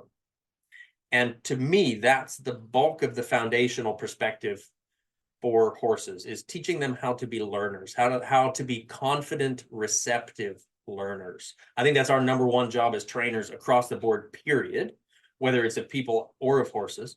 But that idea of, do we know how to follow our leg aids? Do we know how to respond to rein aids? Can we perform some basic groundwork, things like that. That's all very, in the perspective that I'm talking about it, very foundational. Now, when we talk about, now we're talking about a Grand Prix horse. Well, foundational for that Grand Prix horse is going to be a deeper foundation. It's like building a skyscraper versus building a ranch house. Your skyscraper is probably going to have a wider, deeper foundation than the ranch house will, right? Otherwise, it's not going to support the heights that you're aiming to reach. Okay. And I think about it that way with our horses. If you want to have a cow horse, you want to go team penning or team sorting, you have to have a certain level of foundation. If you want to have that to be a cutting horse, that foundation might need to be a little bit deeper. There might be a little more solid things under there. If you want that to be a bridleless cutting horse, like you were talking about riding bridleless earlier, the foundation needs to be a lot more aligned, a lot more serious. And maybe serious isn't the right word, but a lot more second nature, where that foundation is definitely square one is in that horse's pocket, taken with them everywhere. Because there's less room for errors on mixing red and blue makes purple when you take off the bridle. You took that more in terms of the horse. Let's take it a little more in terms of the rider. I made a couple of notes. You actually, Okay. I had some light bulbs going off while you were saying that, and I think I have just organized this into a structure I never quite did before. I think it's a little bit of a breakthrough for me. As a I won't even charge clinician, you extra for that. thank you. I appreciate it. As a clinician, I learned a lesson not just a year or two into giving clinics, that if you put the word beginner on a clinic, no one will show up. There's not a rider in the world that wants to be classed as a beginning rider. It seems almost insulting. And so I don't ever use that word anymore, even though 95% of everything I teach at clinics, I would class in that world. So we just kind of did that beginner, intermediate, and advanced. This is kind of how I just organize that. And let me say here, most of the people in the equine world are still beginning riders. I know people that have been riding horses for 40 years, and as far as what they know and understand and the skill set they have, they're still in the camp of beginning rider. I do not mean that in any way to be derogatory or or anything like that. There's not a damn thing wrong with being in that camp, and maybe we need to call it level 1 instead of beginner. I don't know. To me, those are the people that are kind of, as you just said, for the horse. They're still learning the definitions. This is the left lead, the right lead, cross firing, whatever the on the buckle, whatever the terminology is, so that when we have a conversation, we know that we're talking about the same thing. And that I think that's really a problem I see in clinics a lot of times, is that I would say, particularly in the English world, there are some pretty hoity-toity terms, and I think a whole lot of the audience is out there nodding their head and actually having no clue what the hell was being said in the arena in front of them, because the terms are not defined and we aren't really sure what he meant by that. But he was talking fast and moved on to something else, and nobody raised their hand and said, hey, what the hell does that actually mean? I would also say the beginning rider, one of the characteristics of them is they still are fighting the dominance fight with the horse. If you get an intermediate rider, one of the ways you could tell an intermediate rider is they could walk up to a horse they don't know, and within 5 minutes they've got some rapport built and they've kind of taken control of things and they've sorted the horse out. And you have other people that could ride that same horse for 10 years and not get that accomplished. And that's part of the skill set and all that I'm kind of referring to. And then the last thing I would say that is characteristic of the beginning rider is they're still developing that awareness. You spoke about it with regard to the horse mouthing on you and so forth, but I know you and I could both lead a horse, and that horse could be walking along behind us, and we both know where he is when the moment his awareness left us. When we're in danger, he may jump on me, I need to do something. That's all intuitive and automatic with us. And there are plenty of people that would, if he's out of sight, he's out of mind. They have no idea what's going on. Even if he's in sight, they might not have any idea of what's actually going on. So that's right. The beginning rider to me, and that is most people. And again, I don't mean that in an insulting way, but if you aren't recognizing those challenges or problems and working on them, that is the person that stays in that camp for 40 years. You never graduate because you didn't solve the problems and maybe you didn't acknowledge them. To me, the main difference between the people that are in the intermediate camp and the advanced camp comes down to timing. You can, I've watched you work a horse. Your timing is really, really good.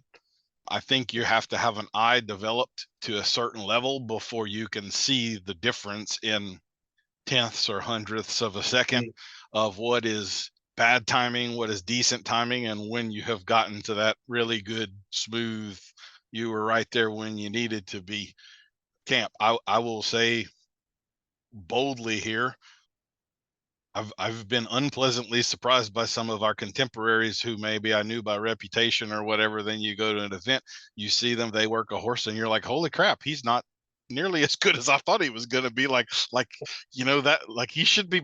He's a high level amateur basically, and here they are out here in front of the crowd. Like, dude, you need to go home and keep quiet and put some work in. And that always, I don't know, maybe it's jealousy. If I were richer and better known, I wouldn't have that bone to pick. But it really bugs me sometimes when I'm like, you're better known than I am, and you shouldn't be, I guess is my point there. But anyway, so what do you think about my spur of the moment, newly formed organization there? You agree with it? Anything to add to it or subtract from it? I mean, well, I think I would add that at the intermediate level, like you're talking about, there is the skill, the ability to build the rapport, the ability to recognize and understand. And I think that we can run into three sides. Actually, now that we're talking about it out loud, right? It's coming to me. There's three sides of that intermediate rider. One of them is, and I think it comes down to tactfulness and awareness, right? Mm-hmm. One of those intermediate riders can get along really well with that horse. One of those intermediate people, horsemen, whatever, because maybe we're riding, maybe we're leading. One of them is going to be really effective at building the rapport and getting some really good basic things done. One of them is going to know just enough to nitpick a lot of things and create more problems. And one of them is going to know all about it, but be completely ineffective. right? So I think the tactfulness and awareness of the person in there comes into play with what are the kind of results that they're going to get. I think you're kind of bringing in some more personality traits there in terms of maturity and patience and wisdom and things like that. Like what's the deal of intelligence is knowing that tomato is a fruit. Wisdom is knowing not to put it in a fruit salad kind of thing, right? So, Yep. But then philosophy is wondering if ketchup is a smoothie.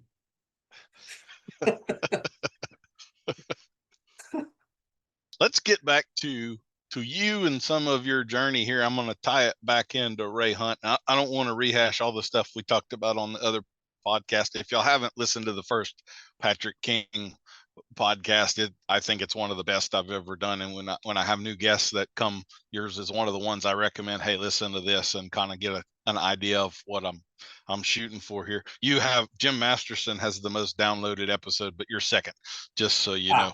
Well, on that one. if Maybe I'm going to we'll be second to anybody, that's a good one to be second to. Yeah. I'll take the silver medal next, Jim. He's a peach. He absolutely is a gem.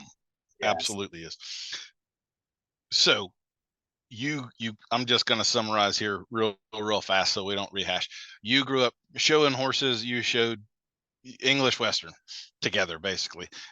So it's not like you were ever purely one or the other, but my feeling or what I have kind of gleaned is when you got old enough to get into this professionally, you did some stuff with Ray and all, you were more Western at that point than anything else professionally, kind of heading that way. And then something happened and you shifted, and then you headed down the road of becoming Patrick King Classical Dressage guy. So what happened? What was the catalyst, or was there one? How did you organically head this way rather than that way? And I'm not trying to take away from your Western chops here. I'm more your preferences and where you decided to head. So yeah, absolutely. So I had kind of always said that I was English by passion, but Western by function, if that makes sense. And the area that I was in was primarily Western at the time. And so I was starting a lot of young horses, a lot of horses that were going to go on to be trail horses. And I had a lot of clients that were into, a little bit of cow working, team sorting, that sort of thing. So a lot of the horses that I worked were going on to Western type careers. And I just was one of those that I always wanted to know more about the why of things, about digging into what the horse was doing underneath the body, under the skin, and how is this working, and how do all these things tie in together. And I was always inspired by the dressage horses. And so that's where I would say that I was English by passion, but Western by function in that idea, and love to jump, love to, all that stuff. And so as my career built and as my reputation of starting young horses grew, I was getting called in more and more to work with the younger English horses, starting the English horses under saddle, fixing some problems, things like that. And I had more clients sending me horses that were going to go on to jumping careers and dressage careers and that sort of thing. And at the time, I also did a lot of traveling to train horses. So I would go into different client barns each week and work their young horses and things like that. So that really helped me to get more exposed to the dressage side of things. I remember I have a friend who's a trainer in Western PA, and she would be teaching lessons in one part of the arena while I'd be putting a first ride on a young horse in the other half of the arena. We'd kind of be going at the same time. And that exposed me to a lot of that. And then because I was riding the young horses for primarily amateur owners, they then wanted their horses to go into clinics with some of the traveling clinicians that were coming in and teaching at their barn. And maybe they weren't quite confident with riding their horse for their first several rides in the group settings or in that kind of an environment. So then that got me riding with some of those clinicians, and that helped to get my foot in the door more. So I was kind of, at that point, I was the cowboy in the English barns, right? And then as that became more of a thing, the breeches became more of my common attire. And then I was still working horses, and I still do work horses for Western riders and that sort of thing. So I went from being the cowboy in the English barn to being the English guy in the Western barn, and so kind of always jumping on both sides of the fence there as it went.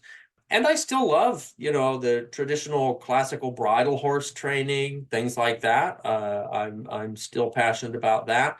I'm just at the moment for myself, I'm pursuing more of the classical dressage route. And I find that the closer you get to higher levels there, the closer those things come together. Yep. I completely agree with that. I don't think there's nearly as much, there's a lot of turf defending that goes on there. And I would say generally not among the higher levels. I'm really kind of, where you and I met at the Best Horse Practices Summit. I think Josh and I were the only two Western guys. Katrin, I guess, has some of that background too. But I knew I was about to give a talk about the evils of nosebands and foamy mouths, and I did not know if I was fighting my way out of the building or how that was going to go exactly. I have pretty universally found that when you get into the higher level riders, there isn't any contempt or resentment, or it all gels without problem whatsoever. I find that at the very core basic level, it's all the same. At the highest levels, it's pretty close to the same. In between is a lot of ego and bullshit. Mm-hmm. Yeah. I would say, like, your world collection's one of those things. You will not ride a decent cutting horse that isn't also very collected. Do we lope them around on circles working on collection? Some people do. That certainly wouldn't be an industry norm, but because of the virtue of the way that horse has to perform, they have to find collection.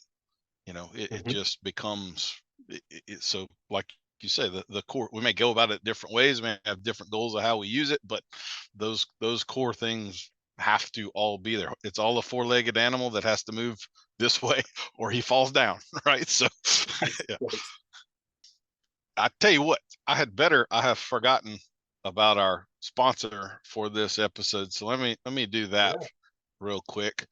We've kind of gone a different route. This is a big national sponsor, so you've all heard of Yellowstone and all of that. Well, Taylor Sheridan has got a new offering, Champagne Dreams. This modern day drama covers the ongoing saga of the largest boarding stable, lesson barn, and event center in the area, Moorleg Stables. Tiffany Sauvin's dream has always been to live a life with horses, follow her experiences navigating life as the newest working student at the area's largest boarding facility and lesson barn. Episode 1, the pilot, opens with Tiffany meeting one of the more prominent boarders or owners, Regina Schuylerson, and innocently congratulating her on her pregnancy, only to find out that Regina isn't pregnant. Tiffany isn't yet in control of her face's subtitles, and she adds insult to injury when she catches head hunter trainer Richard Black and Regina in flagrante delicto, blurting out before retreating, "You're not gay?" to her new boss. Hector is the lead stable hand, and he's leading a double life. Everyone assumed he's an undocumented alien, but in reality, he's the son of an Argentinian drug lord whose last name is Goebbels. This series promises to bring the soap opera to the wash rack. Join us on Paramount Plus on Tuesdays at 7.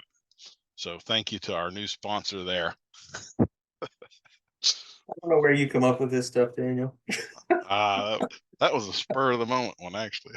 That's a big spur. That's one of those chihuahuas with the jingle bobs on it. I have to look forward to the cease and desist letter from Taylor Sheridan's lawyers, I guess. Anyway, okay, so we were on saying all that, and I'm like, who are these people? I don't understand. So back to your progression of transition. So who would you say, I mean, you do some clinics with Charles de Comfy, and you've studied in, I don't know if is it Portugal or Spain with the Valencias over there? Valencias are in Portugal, yeah. Okay. And I ride as a short-term student at the Royal Andalusian School in Spain also, yeah. Okay. So how would you characterize your journey of mentors there? You go from Ray Hunt, and how does that kind of fall out and transition for you? So I had an opportunity to teach alongside, just like we had the opportunity to kind of teach together or alongside each other at the Best Horse Practices Summit. I was teaching at an expo, I believe it was called the Universal Principles event or something, seminar, something like that, up in Pennsylvania. And Mark Russell was there presenting also. And that was where we met and developed a friendship. And he led me down a path of digging even deeper. And I got the chance to work with Mark a little bit, teach with him a couple times, had him out at an event that I used to host, and he coached there as well. So he was a student of Nuno Oliveira, and he had been a Western guy prior. I believe he was a farrier also, and that sort of thing. So he got an opportunity to go and see Nuno at a clinic, and that spurred him to go learn more. And that was really inspiring to me, of somebody who had a career and at that point said, you know what, I need to learn more. I need to dig deeper. That was really inspiring to me. And I'm one of those that wants to know why. I was probably a real terrible pain in the butt for my teachers growing up, and I know I am now because I'm always about the why. But that was then what led me eventually down the path of studying with the Valensas in Portugal, because Senor Luis Valença was a principal assistant to Nuno Oliveira for quite a while. And so they're carrying on that classical tradition. And Senor Luis is referred to as one of the best current living masters of classical dressage. And so having that opportunity to work with them and develop a close friendship with the family is really fantastic. And then that opened up, Senor Luis helped me to get into some learning opportunities with the school in Spain as well. So it's been I would say very organic, right? Like one person has led to another, has led to another. I remember growing up, and I may have shared this in the last podcast, so apologies if I did, but I remember growing up reading these books, and one book would reference somebody else. So then I would have to go and buy that book, and that book would reference somebody else. And so I would and that was in the day of, like, you get the mail order catalog and you fill it out and you send the check or the money order, and it certainly wasn't next day shipping on Amazon Prime. But so that's led me to learn a lot about what a lot of people are doing and kind of be able to distill a lot of those mindsets or those camps and sort of follow the trail, right? That's what I really like to do, is follow the trail and know the why. I would really have to say I never had the pleasure of meeting Mark Russell, but definitely one of those. He was the guy we needed in the world, lost way too soon. I do have some of the problems with dressage. Sometimes I think gets a bit pretentious and we use $10 words where 5-cent words would be fine and all. And I found Mark to be just very genuine and very practical. And he wasn't there to make himself look smart. He was there for the horse and to make things better and all of that. And I would have loved to have had the opportunity to ride with him.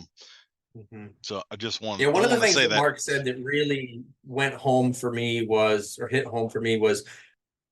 dressage is for the horse. The horse is not for dressage.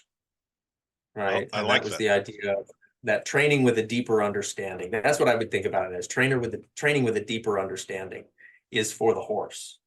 Right. It's not that the horse is supposed to be for that. And then of course we get into the discussion of, are we talking about dressage with a capital D or with a lowercase d? Right. Mm-hmm. Capital D would be the discipline of dressage, what we watch at the Olympics and what we see at the higher levels and things like that. And then the lowercase d is inside of that, or should be inside of that. But it's less about the competition per se and more about the development of the horse. Kind of goes back to the structure and some of that stuff we were talking about earlier, right? Yep. I think absolutely.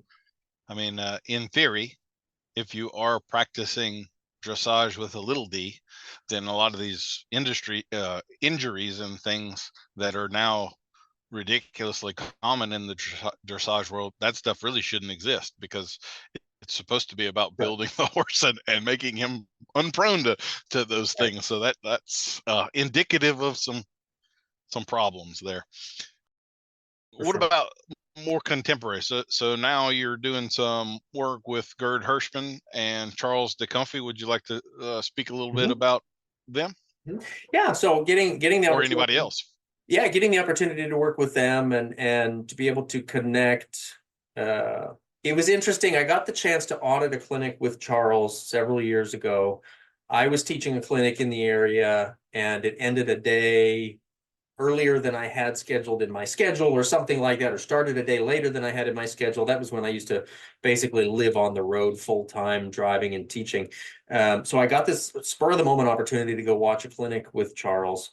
And I was the only auditor, and I was completely surprised by that, which could take us into a whole different discussion about, the time that we invest in learning. But that was a really cool opportunity because I sat next to Charles for the whole day, and the side conversations were between him and I, and it was really impressive to me that here's this living legend, right? And somebody comes in on a horse that's, I2, maybe Grand Prix, and he affords them the same amount of respect that he gave to a horse that came in at training level, that was upside down and just learning the absolute basics, and he was the same person coaching both of those horses. It wasn't like one wasn't worth his time, kind of a thing. And now I really respected that quite a bit. And you do see that a lot, thankfully. And so we got the opportunity. I was actually supposed to be a demo rider for him at an expo a couple of years after that, and we had a terrible blizzard, so the expo got canceled. But then, through I don't know, just random opportunities that the universe presented, I was able to have him join me for some podcasts, started hosting some clinics with him, got the chance to travel to visit with JJ Tate, one of his prime apprentices. And I don't know if I should say apprentices, but proteges. And so I have been able to work with her as well, and got the chance even more then to work with him. So again, very, very organic that way. And through the podcast that I had done talking about horses, that really opened up doors. There's a lot of people that want to chat, a lot of people that want to talk, and that was a great way to find minds and attitudes that aligned. And I think that's one of the really great things. We talked earlier about how people are dissatisfied and the world's great. I think one of the great things that has come out of technology in the way that it is that it's easier to find minds and attitudes that align because of all the social media stuff and the opportunities for things like these podcasts and that sort of thing. It helps our learning to be a lot more available than in times past. And that's a great thing, I think. I could not agree more. I'm realizing as I've progressed here, there was something I meant to get to earlier, and that was kind of back to the English Western part of you. If you're starting a young horse now, are you starting that horse in tight pants and a dressage saddle, or do you put the cowboy stuff on and rope legs and lead by feet? And does it depend? What's your take on that, given you have all of this at your disposal in terms of skills and experience? I don't think that the way I go about it is any different when the outfit is different. I primarily, I spend my days in breeches and tall boots. Doesn't mean I don't still wear jeans and regular boots every so often, but I just by utility now at this point, I spend most of my days in breeches and tall boots. So when I start a young one under saddle, that's probably what I'm going to use. For one that's more, I might say, touchy, more sensitive, that I want to help them become more accustomed to things. I still love the idea of starting them in the stock saddle with the saddle strings dangling and helping to get them comfortable with that. I still do a lot of playing with the legs, whether they're going to be, regardless of the outfit that the horse is going to wear, they still have to have the same education. That's the way that I look at it. So they're still learning to yield by the legs. They're still learning to, all of those things to ground them and help them center. And some need that stuff more than others do, obviously. But yeah, to me, there's no difference. You know, I'm just as comfortable starting a young horse in a dressage saddle as I am in a Western saddle. One of the things I would say that, at least for me, is a little different about you than a lot of the classical dressage people that I see is you seem to do more talking and explaining about in-hand work.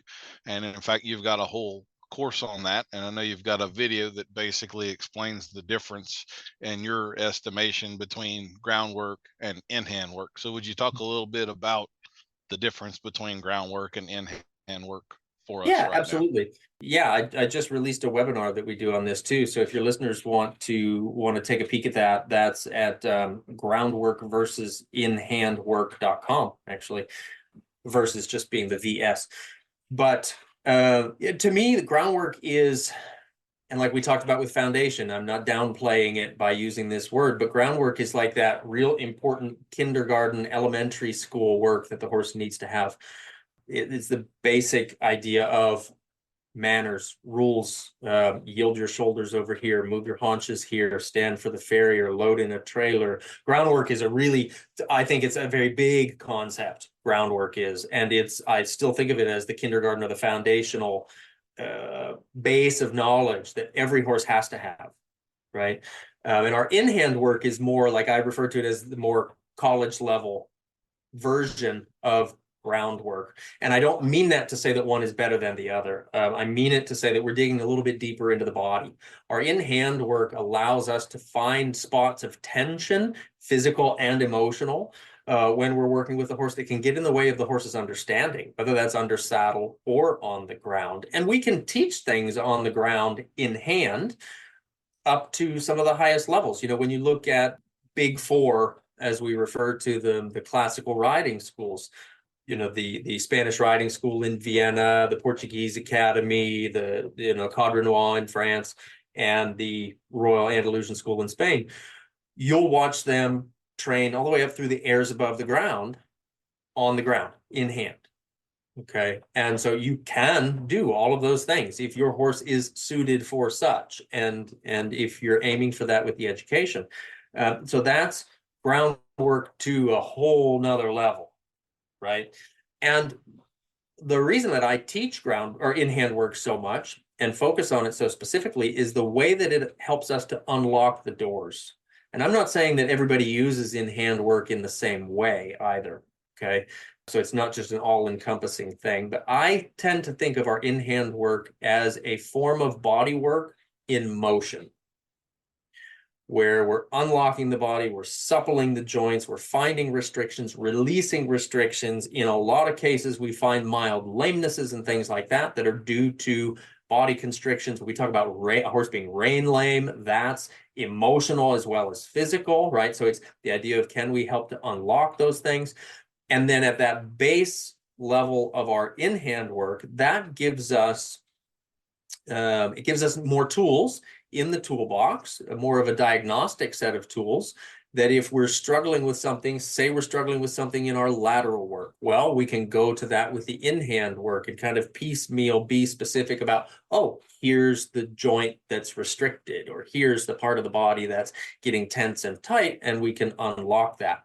You can do that when you're riding also, of course, but I find that it's helpful to be able to do that from the ground as well, so that you can take the extra weight of the rider out of the equation. And sometimes that takes away some of the stress from the horse from the learning perspective, that now he's not carrying the rider's weight, having to learn to rebalance. And so a lot of the time, the in-hand work, when we're doing it, when we're encompassing the lateral work within our in-hand work, I think of it like calisthenics for a person. It's like you learn to do push-ups before you go to the gym and do a bench press, right? And it's about learning what muscles to use when, and then how can we strengthen those muscles so that the rest of your work is easier. So I'm going to play a little bit of devil's advocate here, just in an effort to find the ditches that define the road. Let me propose a hypothetical here. Let's say that you are bringing a horse up in a more traditional Western way. And let's say it's your horse. So you have no customer expectations. It's no financial limitation. It's your time. You get to do what you want with your horse. Would you still do in-hand work with the California bridle horse that you're bringing up? Would you feel handicapped if you didn't, like something was missing, or do you think ultimately you could do just as good a job with a more purist riding? That's not well said, but I think you get what I'm getting to there. Or would it be I'll leave it open to jumping on in hand if and when I feel like I might need it and it would be of benefit? How would you view that? I would still approach it the same way. I was going to come up with a smart aleck answer and say, if your garden hose has kinks in it, are you going to unkink it one way if you've got a sun hat on, and another way if you've got a baseball cap on? And it's kind of the reason that my mind went there is because I often in our in-hand work referred to the horse's spine as being like a garden hose. And the in-hand work is about finding the kinks in the garden hose and unkinking it. Can you do that under saddle? Yes, you can. I would say, is it easier to learn how to do that in hand? Yeah, I think it is. I think it is. And then the horse has a better point of reference when you get into the saddle. So would I do the lateral work in hand with the bridle horse in the same way? Well, no, not necessarily, because we're not releasing the jaw with a snaffle bit the way we would be in our in-hand work here if we're using a spade bit, right?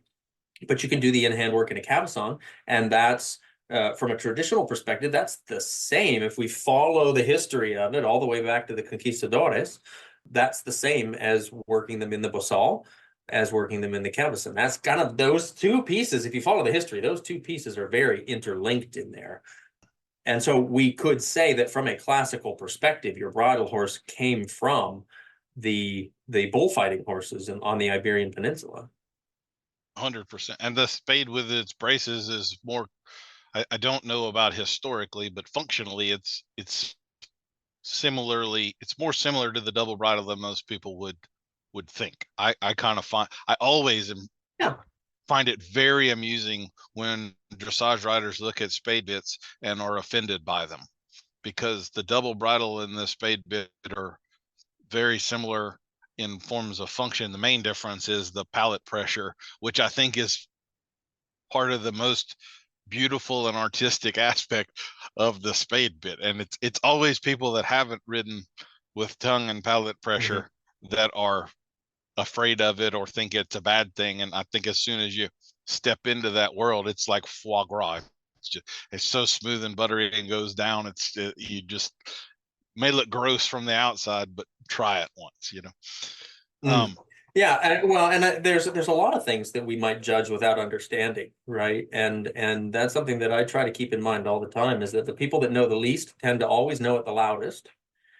And then the other side of that is, just because you're upset by something doesn't mean you're right. Yes. But I mean, and that's very much that case. And going back to the double bridle on the dressage horse and the two rein on the bridle horse, those are more closely linked, I think. And you can still see in a lot of cases, they'll start a young horse in a cavesson, and then when they put the bit in his mouth, they've got two reins. It's like a two rein setup where they're working off the cavesson with rings to the side or rings to the front, guiding him that way. And they've got the bit as well. So it's the English or the dressage equivalent of a two rein setup, right? There's some technical nuance differences there, but there's a whole lot that's similar in there that seems to be overlooked or purposefully not looked at. Well, and a lot of the difference came from the tools that were available, right? I mean, we could that's a whole history lesson in itself, really, but they're very closely linked. Okay, well, I think it's time for the 800-pound gorilla in the room to come out. And I wanted to have these other discussions with you first, because I thought if we breached this subject first, we would never get to anything else. And I wanted to get to the other things. This episode should come out in, I think, 3 weeks, 4 weeks, something from now. And who knows how quick the world changes between now and then. But we are right now at the end of the Olympics. We are maybe 2 weeks past the Charlotte Dujardin controversy and all of that. And I asked you about this before, and I think very bravely, and to your credit, you were happy to take the risk and have this discussion. I will again say that I know we're pretty much on the same page with some minor differences, but I'm going to kind of play devil's advocate here to find the ditches and define the road. So if I come off as a callous asshole to some people, deal with it. So I will first say animal welfare versus animal rights. That is, I think, a very necessary. Sorry, I didn't turn my ringer down. A very necessary discussion that isn't happening in the world right now. I think it also ties in very well with your saying you just said that I wrote down that I'm going to add to my wall of arena sayings. The people who know the least always know it loudest. So I would say among all of the horse professionals I know, veterinarians, professors, trainers, breeders, a lot of people, I can't think of any of them that are outside of the camp of animal welfare. I can think of almost none of them that would consider themselves in the camp of animal rights. So your thoughts? Define for me the difference. Like, how would you see it as different? I thought this was a good example that I saw. So an animal rights person would see a foal in trouble, dying, and leave it alone to nature, watch it die. An animal welfare person would do something about it. Animal rights people tend to elevate horses to a level of sentience that I do not believe actually exists. I think again, that's where I would tie that in with your whole people who know the least always know it the loudest. I am constantly slapped in the face in these types of discussions and in some of the videos and articles and things that are sent to me on the animal rights side, that these people are talking about animals that they very clearly don't know the first thing about. They don't know what the hell a horse is, and when they describe what a horse is, it's so anthropomorphized that it's unrecognizable. And I'm gonna kind of bring back that, go back to that point multiple times. So basically, the animal rights people would say that there is no justification ever for ownership or what they would call enslavement of an animal. They don't believe in animal exploitation except when they put it on a commercial to raise $500 million for their lobbying efforts and so forth. PETA very famously ran a shelter that had a 97% kill rate in it while loudly and proudly talking about. So I would say it's a world where the dichotomy between theory and reality is unrecognizable. It's so different. Animal welfare people, on the other hand, believe in husbandry, believe in trying to do the best for the animal, but with what I would consider a much more realistic approach as to what the animal is. I'll give as an example here. Falconry is another of my hobbies. There would be people that would say that, so like with falconry, you hunt during a hunting season. It kind of depends on the type of bird and so forth, but you basically have a choice. You can trap, like here in Louisiana, our trapping season is October. So I could trap a hawk in October. It'll take anywhere from 2 to 5 weeks to train that animal, and then we're free flying and hunting. And then at the end of the hunting season, I could release it back into the wild. That has the benefit of about, we only trap what are called passage hawks. So that's their first year. They were just born that spring, and about 90% of those hawks do not survive their first winter. So whichever one I trap is virtually guaranteed to survive its first winter. And then I could release it in March after hunting season, and it goes on and lives its life and does its thing. And in a couple years, it's breeding and is a fully functioning adult and everything, depending on the species. the people that would be against that would generally say, so you could also keep that hawk. I could fly that same hawk for 25 years, meaning 9 months of the year it's sitting in a cage being fed, not hunting. They would say can't fly freely. So here's the not understanding. The not understanding is that hawks don't fly freely. They fly with a purpose. If he just killed a rabbit and he filled his crop up, he's going to go sit in the top of that tree for the next 3 days and not move until he's hungry again. So the Right, reality is exactly. that Until he they're sees the not out next one joy he's going to go flying. to. Yeah, they're laying, they would be still for 22 hours a day and only ever out doing what we consider freedom for, periods when they have to. So that's part of what I'm the same with horses. I'm going to specifically reference the Charlotte Dujardin video. You and I have both watched it.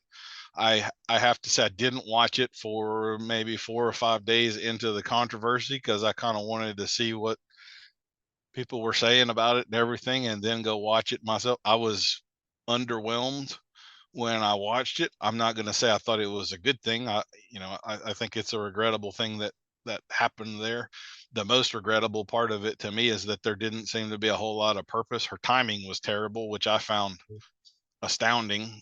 You would expect of a rider of that caliber that the timing of what she was doing would have been better and with a lot more purpose. It was, she could have been looking at the roof for all I could tell while she was trying to affect some change in that horse. But let's say she whipped the horse 20 times in a minute. If we were to count some sort of a quantitative point scoring of pain, that same horse could have been turned out in the paddock 10 minutes after that ride and kicked in the side by its pasture mate and would have felt more pain in that moment. Nobody would have looked at that and called it abuse. And so I'm not excusing what she did in any way, shape, or form, but I think we overblow that. To me, that's the real issue, is that what the things that now get publicly called cruelty and abuse are nowhere near on the level of what 15 years ago would have been called cruelty or abuse. You and I have both seen way worse than what she did in that video. Again, am I excusing what she did in the video? I'm not.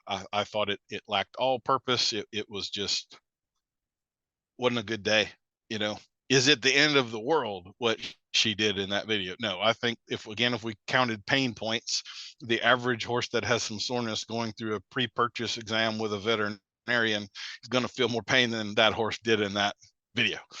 So is it something to lose our mind over? I don't think it is. One of the things I kind of talk about from time to time is the legislation. We've just had the PAST Act. I'm not going to get truly into that with you on this episode, but the PAST Act passed several years ago. This is specifically aimed at gaited horses, at least for the time being. One of the paragraphs in that law, and this is an amendment to the Horse Protection Act of 1970. So for those of you that don't know, soring of gaited horses has been illegal since the 1970s. It has not been okay for a long time. But one of the paragraphs that they had in there, and I'm not going to make any accusations, this may have been a very well-meaning person, but they specifically said that to redefine under the terms of the law, acts of illegal cruelty were any act that could foreseeably cause pain to an animal. Well, can you breed a mare without knowing that she's going to foal? You can't. Can she foal without us knowing that that's going to cause her pain? No. Can a veterinarian pull blood for a Coggins test without causing a horse pain? No. He's going to prick them with a needle. Vaccinations, again, lameness exams. Your farrier, I think I got a hoof abscess. Could you put some hoof testers on there?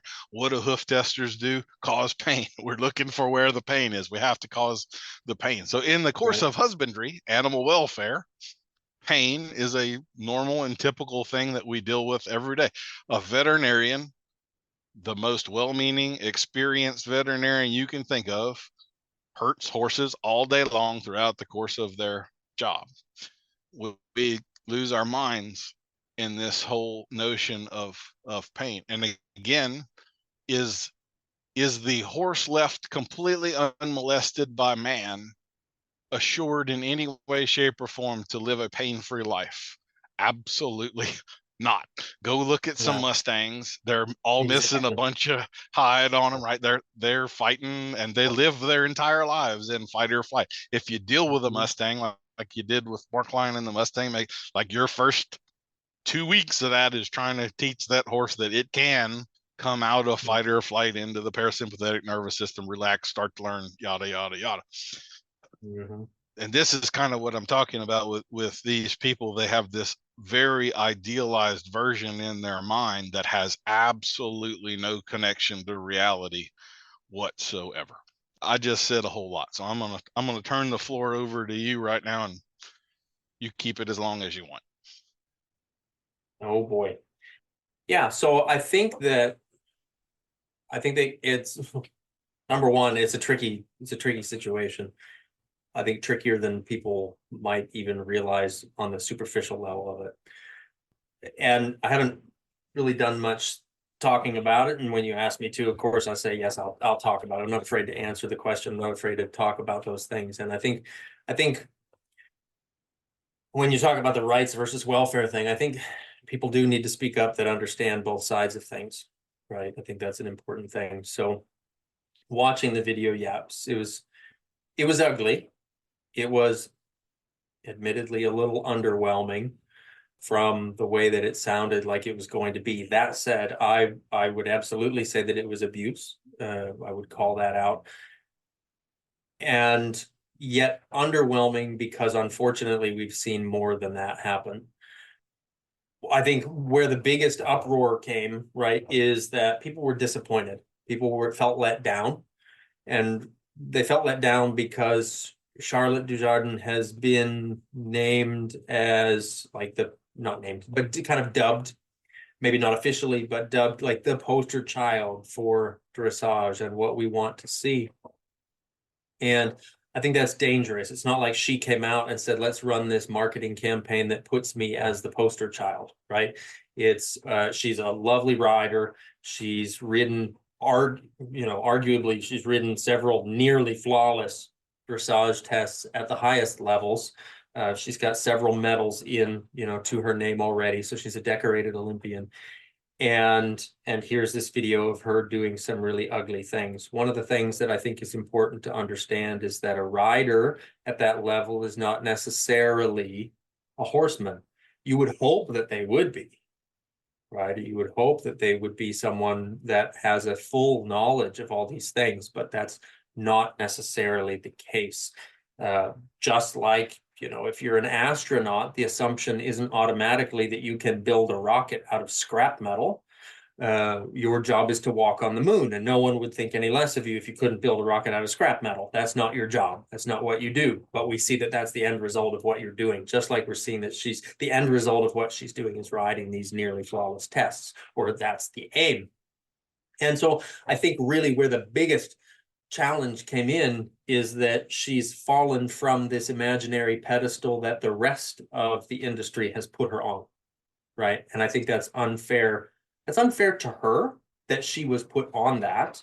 Why does, I just had this conversation with the barn manager here, and the conversation sort of went, why does anybody have to be the poster child of anything? She's not the poster child of dressage. She's someone who rides very lovely tests, whether we can argue lots of different things and lots of different pieces about lots of that, but it's like to say that Daniel Dauphin is the poster child for fantastic podcasts. Well, that's not fair. You're going to slip up. You're going to say something that somebody's not going to appreciate. Does that mean now you're no longer the poster child? Oh my gosh, tearing down off of the pedestal. Well, why can't we say that you're really good at giving your podcasts? Right? You're really good at hosting your podcast. Here's a skill set, right? So that poster child, that the halo fell off the hero is basically what it comes down to, right? The halo fell off the hero, and it was a halo that the rest of the world kind of put on her. And of course, she worked for it, and she's in the public eye. And of course, any of us that are in the public eye, you have to be mindful that these things are going to happen. But that, I think, is the biggest part of the outcry. And you're right. This is somebody who she rides, like we said, nearly flawless tests. So she understands timing, right?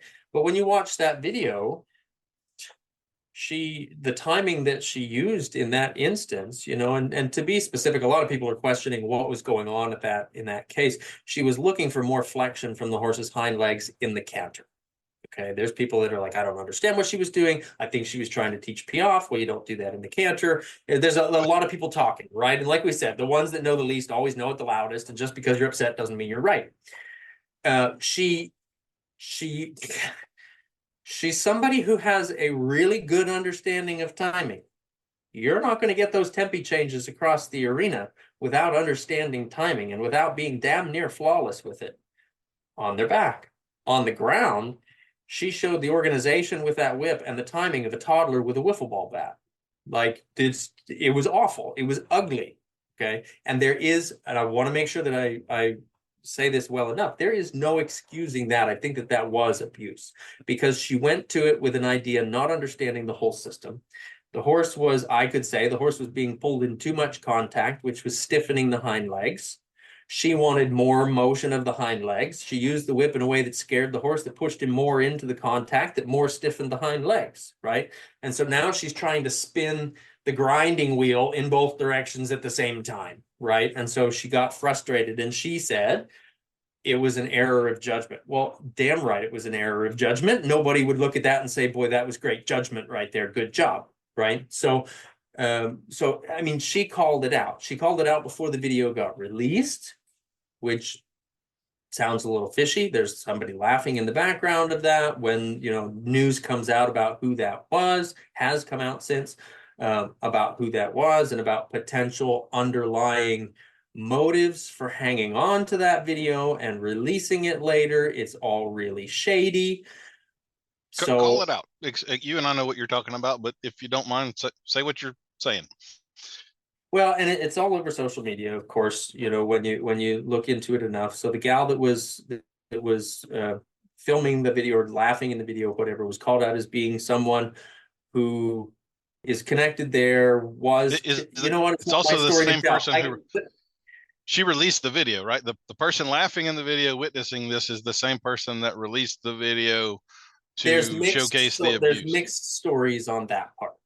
There's mixed stories on that part. And that's where I'm a little hesitant, because it's not my story to tell. But the way that it's pointing is that person is a rider who was not chosen to be supported by the same team of sponsors that is supporting Charlotte. That's word on the street. And so there was motive, kind of the Mean Girls Club sort of an idea, and there was a perfect opportunity. And of course, coming up before the Olympics, there's a perfect opportunity to have the biggest splash, basically. If you ask me, we're not concerned enough about welfare if we hang on to a video for, again, sources are mixed. Was it 2.5 or was it 4 years? But you can't tell me that your intent is pure if you're waiting for the ugliest opportunity, So there's ugly on all sides of it. And that's the part that's really challenging, is there's ugly on all sides of it. And which doesn't excuse the behavior in the video. Which does not excuse the behavior. No, but it also makes the motivation to release it is very suspicious, especially when you're laughing while watching it, and then it's career ending, years later. And if the timing in the video was terrible, the timing of release of the video was a sniper shot. I mean, yes. Then well said, honestly, well said. It's so tricky in that sense, right? I mean, it shouldn't be, I guess. Maybe tricky is not the right word. It's ugly. It's bad. It's ugly all the way around. And I've actually made some notes to keep myself on track here for this, because I knew that this was going to end up being something that comes up. The biggest challenge that we have, when people try to defend this and they say, oh, it was one bad moment, it was one bad choice. It was certainly that. But the body language that comes from that and the frustration that was evident in that tell us that it was not the only one time, right? And Can you tap a horse's legs to increase flexion? Yes, it's how we teach piaffe to start with. Do you whip them like that? No, that's a different story, right? And now when we talk about, when we want to split hairs, like there are people that say, oh, well, the crack and the sound of the end of the lash on the lunge whip is a different story. To me, I'm allergic to that crack. Anybody who works for me at any point, I'm really specific when I hand them the whip. I tell them the end of that whip, that lash on the end of the whip is designed to simulate a fly landing on the horse. We all see how irritating that can be. If I hear you crack it, get the hell out. You're not a lion tamer in a circus. That whip is not for cracking. That lash on that whip is for flicking and making soft, light contact to bring awareness. So that's me digging it even deeper, right? Like taking it even more, saying, no, that's just the improper use of equipment. And if we want to look up the definition of abuse, improper use is one of those definitions, right? So now, does that mean it's an abusive thing that we have to have this huge uproar about just because I don't like the use of the whip? Well, not necessarily, right?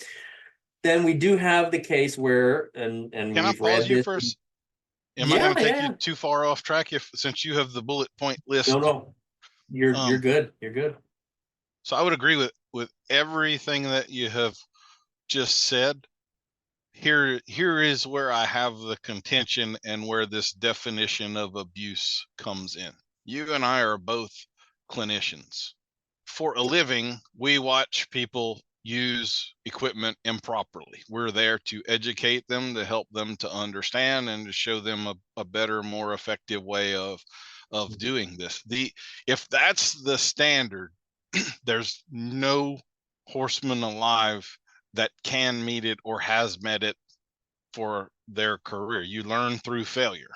And again, absolutely. She's high level, she's on this pedestal, we expect more.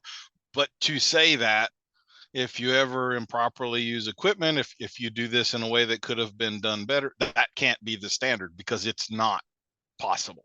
Right. You only learn through failure. And when you know better, you do better. Absolutely. Yes. Or you hope so. So that's my concern about this, is it takes these definitions and it morphs them. To me, if I'm going to watch something that I'm going to characterize as cruelty or abuse, that's going to be stomach churning. I've seen that. Right. Absolutely. I've seen it. This was not that to me. It was, it could have been done better. There's a lot of ways we could describe it, but do I think that she needs to be held accountable to some degree on that? Like you say, it definitely wasn't a one-time thing. This was a one time that it was filmed and that it was released. Maybe there's going to be more videos coming forward. I mean, I don't know what it would seem with the motivation that it appears to be behind this video, that she was effectively taken out and there's no reason to fire more shots. But I mean, I don't, there's no trainer in existence that got to a high level that isn't really thankful that a few days throughout their career there wasn't a camera rolling on them. It's just not a standard that anyone can live up to. Absolutely an impossible standard. That's my problem with it. And I think the question really comes down to, what do we do about it? How do we handle it? And how abuse is such a, I think, hard word. And like I said, I try to pick my words really carefully. I think abuse is such a hard word. If you have a horse that, first I want to go back for a moment and make a correction. Do I think that that's the first time that has happened? Well, I mean, I hope that that's the first time her timing has been that shitty. Right? I hope that she woke up on the wrong side of the bed, and for whatever reason, those two arms that she's owned her whole life, she suddenly had no control over when she's, wailing around with that whip like a toddler with a wiffle ball bat. But to me, what is obvious that it is not the first of is the underlying attitude that we're going to make it happen. Right? We're going to make it happen. Maybe it is the first time she's ever picked up a dressage whip, or a lunge whip. I don't know. I've never seen that, but the attitude of it really is what to me is bothersome. And watch half of the people at a horse show or an expo or a clinic that struggle to load their horse in the trailer, and you're going to see uglier than that. Yep. You watch several of the, I don't even know if RFD TV is still a new a TV station, but it shows how long it's been since I've watched TV. But you watch half of the, I'm going to call it out, half of the cowboys on RFD TV in a round pen or teaching something to a horse, and they'll do worse than that, but they'll do it with a fun accent, or they'll tell a fun story while they do it, and they've got a crowd of however many thousands of people cheering them on. Right? Does that make it less? No. Does that make it better? No. That's, to me, it's in the same boat as far as we should know better. When I watch a horse that's barefoot because people want him to be barefoot, and the poor thing is so thin-soled that he can't walk from his stall to his paddock without being in an exorbitant amount of pain, I would call that abuse. Do I post it on social media and blast the shit out of somebody and end their career? No. What we need to do is educate, right? I think that's really what it comes down to. When I see, like when you know better, you do better. You can see certain horses, the way that the muscling is developed on their forehead, that they've got awful teeth inside their head. We know enough to be able to adjust that. Right? So if we don't, we know we're causing problems the whole way through their body. Is that abuse? Well, I don't know. You're not doing the best that we know that we should be doing by our horses, right? So that's like, again, that kind of gets into the welfare and the husbandry side of things. These are things that we know that we should be doing for the long-term care of our horses, right? We could say improper saddle fit is abuse because we know that we could fit it better, right? Well, it depends. How hard, how deep are we going with the pain that we're causing with these things? I think these are questions that get a little bit tricky, right? That's kind of what concerns me is it's the underlying principle behind the argument. Keeping a horse in a stall. There is definitive research that they do better outside of a stall. Yeah. It contributes to ulcers. It does all of that. Are we going to say that keeping a horse in a stall is abuse? I think long term, keeping a horse in a stall for 2 years is far more damaging than what Charlotte Dujardin did in that 1 hour lesson. I don't. Would anybody call keeping a horse in a stall abuse? I don't think it's the right word, but it definitely fits the criteria of there is information out there that definitively says there's better long-term strategies than this one, and yet it is the standard. All of the dressage horses at the Olympics are stalled most of the time. I've known who Charlotte Dujardin is for a long time through my bit stuff. I've told this story. I never named her. I'm gonna name her now. I stopped following her years ago. She is definitely one of the ones that's guilty of a lot of the bit stuff that I try to teach against. She took her horse on a hack. That's what she called it. This is our relaxation ride. I don't think on the buckle is in the woman's vocabulary. She had a double bridle on. She had him bridled up going through the woods. I know a whole lot about the physiology of a horse. If you're hacking with a horse on the vertical, you are riding a blind horse that cannot see in front of them. It's a foolish thing to do. That was on the buckle time if we were trying to relax and decompress and all of the things that we need to do from a horse that's under that kind of intensity and stress of competition. I mean, I saw right then and there, this woman is not a horsewoman of the type of person that I would esteem to follow and learn from. And so I kind of wrote her off at that point. Am I going to call her out, call it abusive, this, that, another? No, but I already know better, would do better. There's not much here that I'm interested in when I saw that, And I would also beg to ask the question, was that the entire ride or was that one picture? Right. So then here comes the in time question, right? Yeah. Where if she's being seen as the princess of dressage, maybe this is the connection that she's going into for the photo. And who knows, maybe for the rest of the ride, he was on the buckle. I'm not saying one way or another, right? But this is it was her video. It was her filming her own horse. But again, maybe she feels compelled as a figure on the pedestal. I had better not ever show a horse not in absolute proper form, right? Maybe For the the same reason, outside I'm not going to pressures show up on to a her. clinic in a Hawaiian shirt and you know what I mean? Yeah, like, That, yeah, so there's images that's in my there. You know what I mean? uniform, So, Patrick. If you come to yeah, one of well, my and that's okay clinics, too. I'm wearing a Hawaiian That's shirt. okay Sorry. too. Nobody would recognize if it was me. I can tell you that if I showed up in that. But yeah, so this is what I think is really challenging, right? Is that there's so much that can be said on both sides. A lot of it is we don't know, and a lot of it comes from speculation based off of the clip, right? We hear one of the things that was spread around was a post in somewhat support. She loves her horses. This is a quote that I think I pulled directly from it. She loves her horses. Horses don't work that hard for you if you bully them. I don't know. I don't know. I've seen a lot of bullies with horses that work really hard and they get TV shows and they win lots of ribbons, right? And I'm generalizing here, right? I could be specific. We could do that, but I'm not going to. But and I grew up showing Western pleasure before it got even worse than what it was then. And you know, when I first learned how to ride and how to compete with a horse, believe me, I was taught how to put one in a box and bully them around and push them into a spot. And did we win ribbons? Yep. Did they nicker at you when it come for feeding time? Yep. You know why? One of the reasons I think why that is, and it goes back to what you said about horses being stalled. They've done studies now. We have the proof that horses show higher stress response to separation than they do to pain. Okay. Higher stress response to separation than to pain. And so what does that mean to us as trainers? It means that in spite of discomfort, a horse will work for the partnership.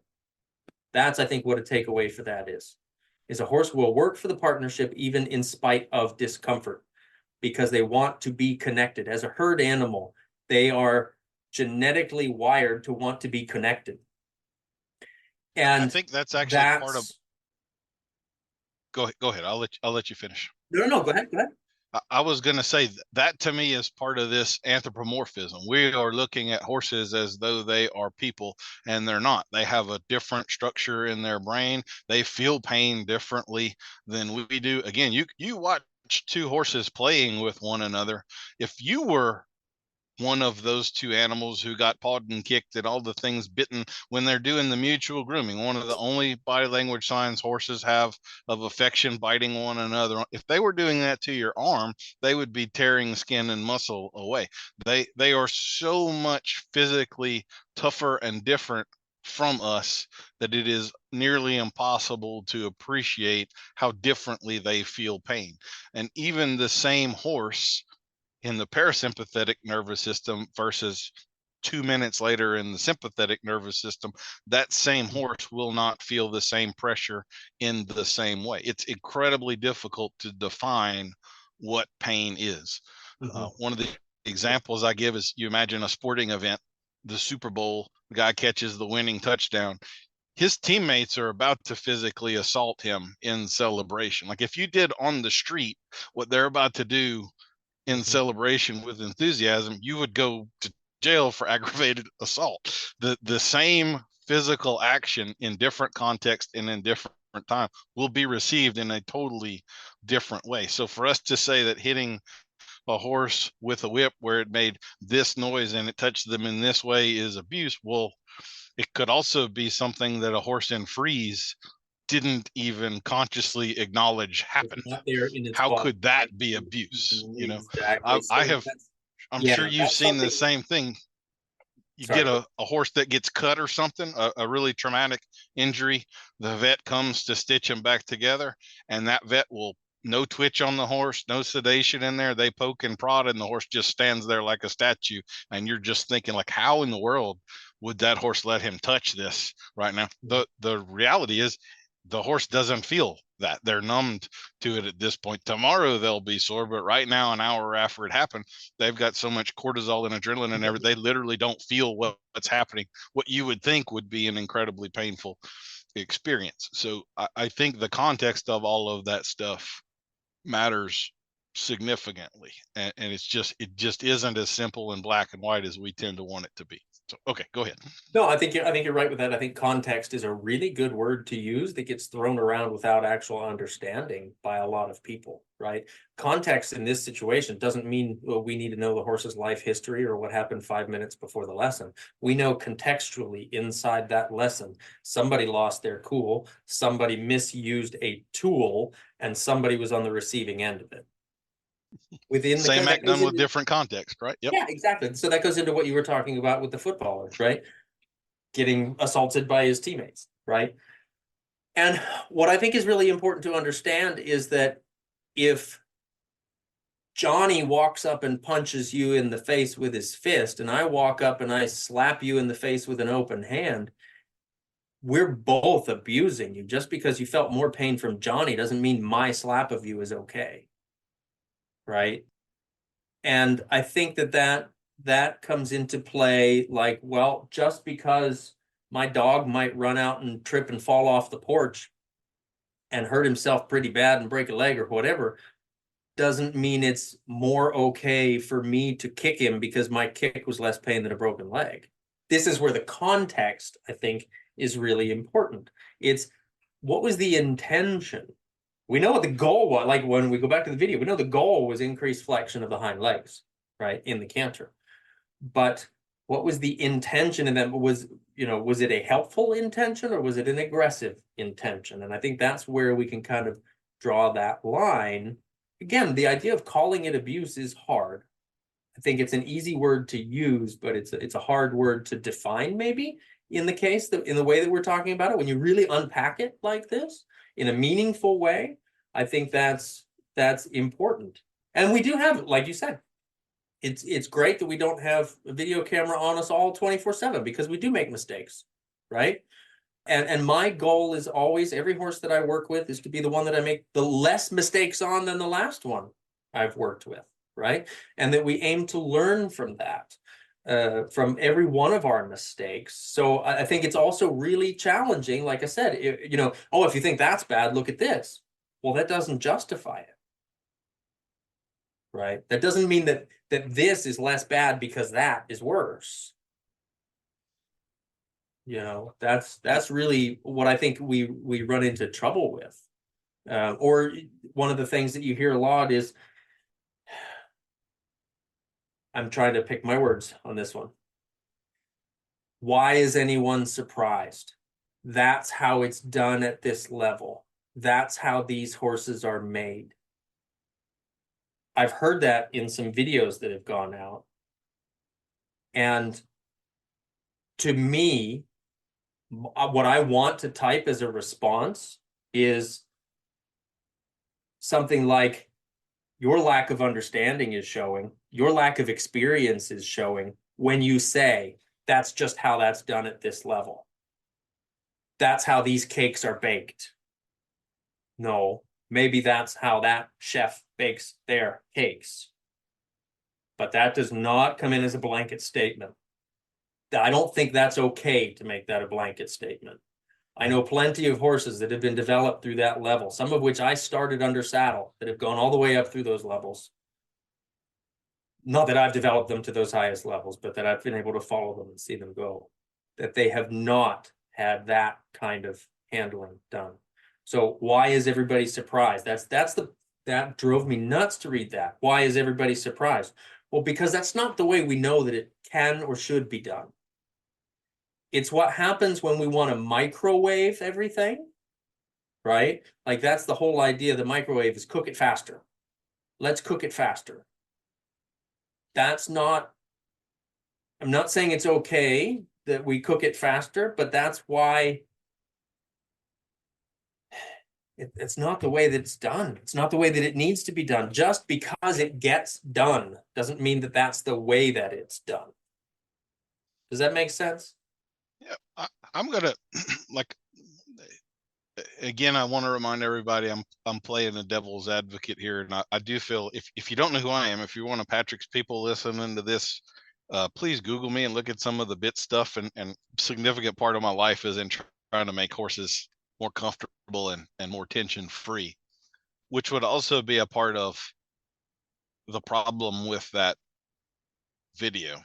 Usually, if you're going to strike a horse with something or even mimic it, because as you would well know with starting lots of colts, sometimes a big movement is even more effective than an actual hit, right? Getting a colt to move out and so forth. What we are trying to do there is to get more impulsion, sensitizing, essentially. If you actually are striking an animal and causing a pain response, a sting in this case, that is going to be a demotivator. Pain gets us to stop doing things. It doesn't get us to do things. So what we would have done in that instance, let's say that there's no ethical or moral concern or implication. We are strictly looking at this from a performance perspective. If I am trying to increase flexibility or usage of a certain part of a horse's body, if I introduce pain, I introduce absolutely tension, which absolutely takes away from the ability, flexion, athletic potential of the animal. So even if we are in no way thinking of abuse or whatever, it is an ineffective strategy to get more flexion. There was, again, you and I are completely on the same page on that was a horrible display of horsemanship. Every aspect of horsemanship was lacking from what was shown in that video, from timing to strategy to it was a nothing good about it there. I wanted to, if you want to talk more about her specifically, I'm fine with that. But there was kind of another aspect of this I wanted to address. And I know we've been going for a long time here. I don't know if you need to jump off here in a minute. I wanted to be sure we got to this. So the Olympics, most of the international sports are governed by the FEI, and the FEI is not unique in this, in that we have now got some things colloquially referred to as no blood rules.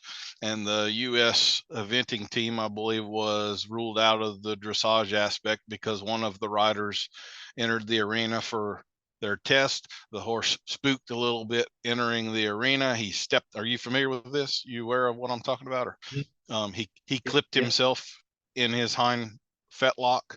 Rider had no indication anything was wrong. He rides up to center. He stops. He starts his test, and it winds up when the horse clipped himself. He cut himself a little bit. Wasn't anything serious or severe. Didn't require all kind of stuff later. But he proceeds to start his test. Goes a minute or two in, and then he gets whistled out and DQ'd and took him completely out of the deal.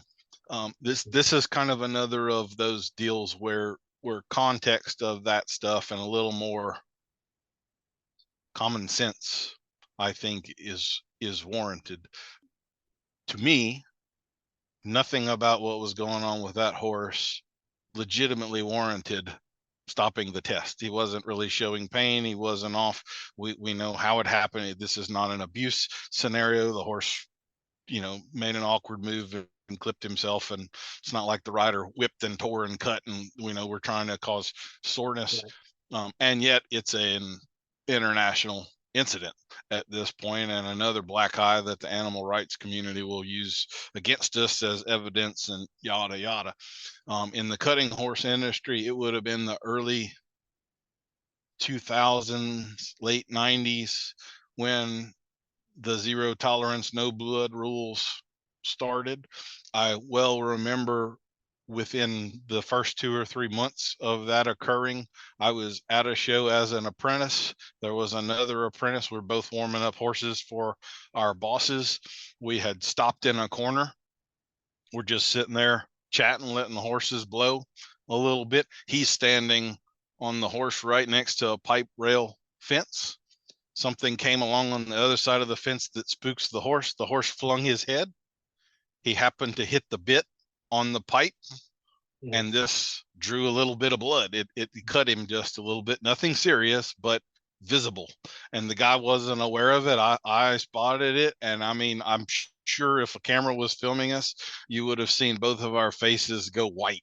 It is like, you got to get that horse the hell out of this building, like right now, before somebody sees. And now I'm blocking and covering so nobody can see till he gets out the door and he can head back to the trailer. And then I got to go find his boss and let. So again, not a case of abuse, nothing in fault of the rider, nothing that actually really harmed the horse, but could have been like that was going to be a lifetime ban kind of a situation if the wrong person had seen that blood on that horse at that moment. And especially coming from the mouth, now it looks like somebody did something cruel with a bit, but I mean, I was there, I witnessed it, I know exactly what happened. So I guess that's part of my fear of this being so lax with words like abuse. We've got these laws, these rules that have this spirit of animal welfare in them, but we make them so strict and so intolerant and inflexible that we handicap ourselves and we remove all reason, as though there's no excuse for a horse to ever have blood on them ever that isn't solved by abuse is the cause. Like, I just think we get to a point with this stuff where we've become absurd. The entire spirit behind it is lost in the the deal. So that concerns I think me. it's the And swing of the pendulum. Yeah. I think it's the swing of the pendulum. Like it was allowed to get so far the wrong direction that now it's going to go too far the other direction. And I believe the rider's name was Marcus, that was on the horse that you were referring to at the Olympics here, that nicked himself on the hind leg. Jane, I believe, is the horse's name. Yep. Like, kudos to them. They're like, yep, hey, sorry, thanks so much for calling that out. You're right, that's not allowed in the show ring, right? So that to me shows somebody really being a class act in saying, look, I recognize that this is a rule. I'm really sorry it happened. I step out. I think it was the rule, right? And so following that rule and just being okay about it is a positive change right there. Now, I wish that there were other things that were as policed and governed by the rules as what that was. I think that we would see a different dressage, if other things were governed as strictly as that is. And I'm glad that it is. I won't say that I'm not. Is it in that moment excessive? Yeah, that's really unfortunate for sure.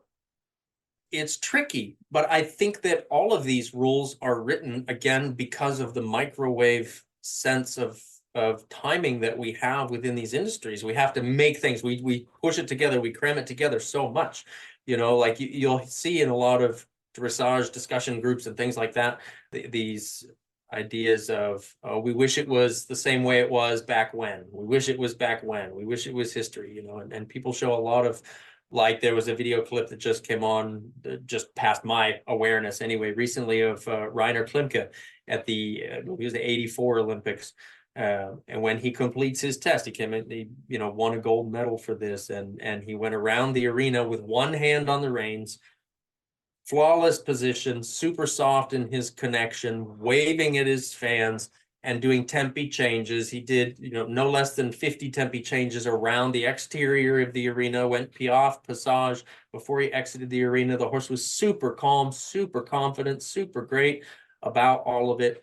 And that was the case of what I see as a vast majority. That was a competitive horse that was very well prepared for the job. And we don't see that as much, I'll say, as what was commonplace because of so much of this microwave idea, right? We've gotten now, like when we talk about the idea of roller and riding too much, having to force so much with the legs, having to, in air quotes, right? Because it's a decision that we make based on other decisions that we've made that bring us through successive approximation to the place that we're at now. But, one of the things that I think was part of the challenge that comes up is when the young horse program started, when the FEI introduced the young horse championship stuff. I think it was in 92 two or so, they added this division for young horses to assess how they are developing with the idea of becoming dressage horses, right? And so then the idea was we're competing these horses that are supposed to look like dressage horses. So now our 4-year-olds need to look like they're at this specific level. So then everybody's working their horses to look like these horses at this level. Instead of competing the horse, it's like the futurities in the Western divisions. They weren't originally designed so that everybody was breeding their mares to foal in January so that they had as much time as they could so that they could get these horses into the futurity. The original idea of the futurity was, wow, here's an incredibly athletic young horse that was born to do this job. Look at how much he likes it. Let me go out and show that, and we can have that as a competition, right?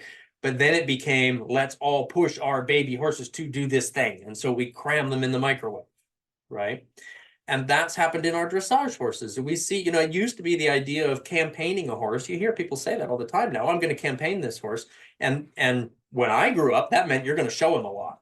But the original term of the campaign school for the horse, I don't speak French, but what I've been told is that means to ride him across country for the first 2 years of his education. It is not to make him a dressage horse from the time you put the saddle on. It's to get the horse to be a riding horse first and a dressage horse second. And now the problem with the industry is that we come at it with this idea, we're breeding these horses with the sole focus of they're going to be dressage horses, instead of developing them as educated horses that are prepared to do a job and then specifically developing them in the sport of dressage. Sorry, I got all worked up about that one. I mean, we spoke earlier about specialization versus kind of the general purpose horse, and I will say we've also mentioned pendulums, like the working cow horse thing, which is kind of a 3-event deal. You've got a reining aspect, a cutting aspect, and then the fence work aspect of it, and eventing. So again, you got stadium jumping, cross country, and dressage.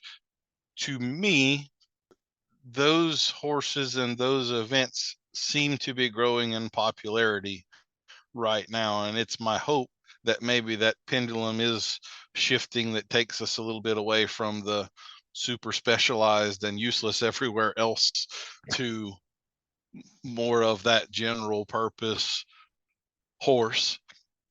I would also say kind of the general purpose trainers as well.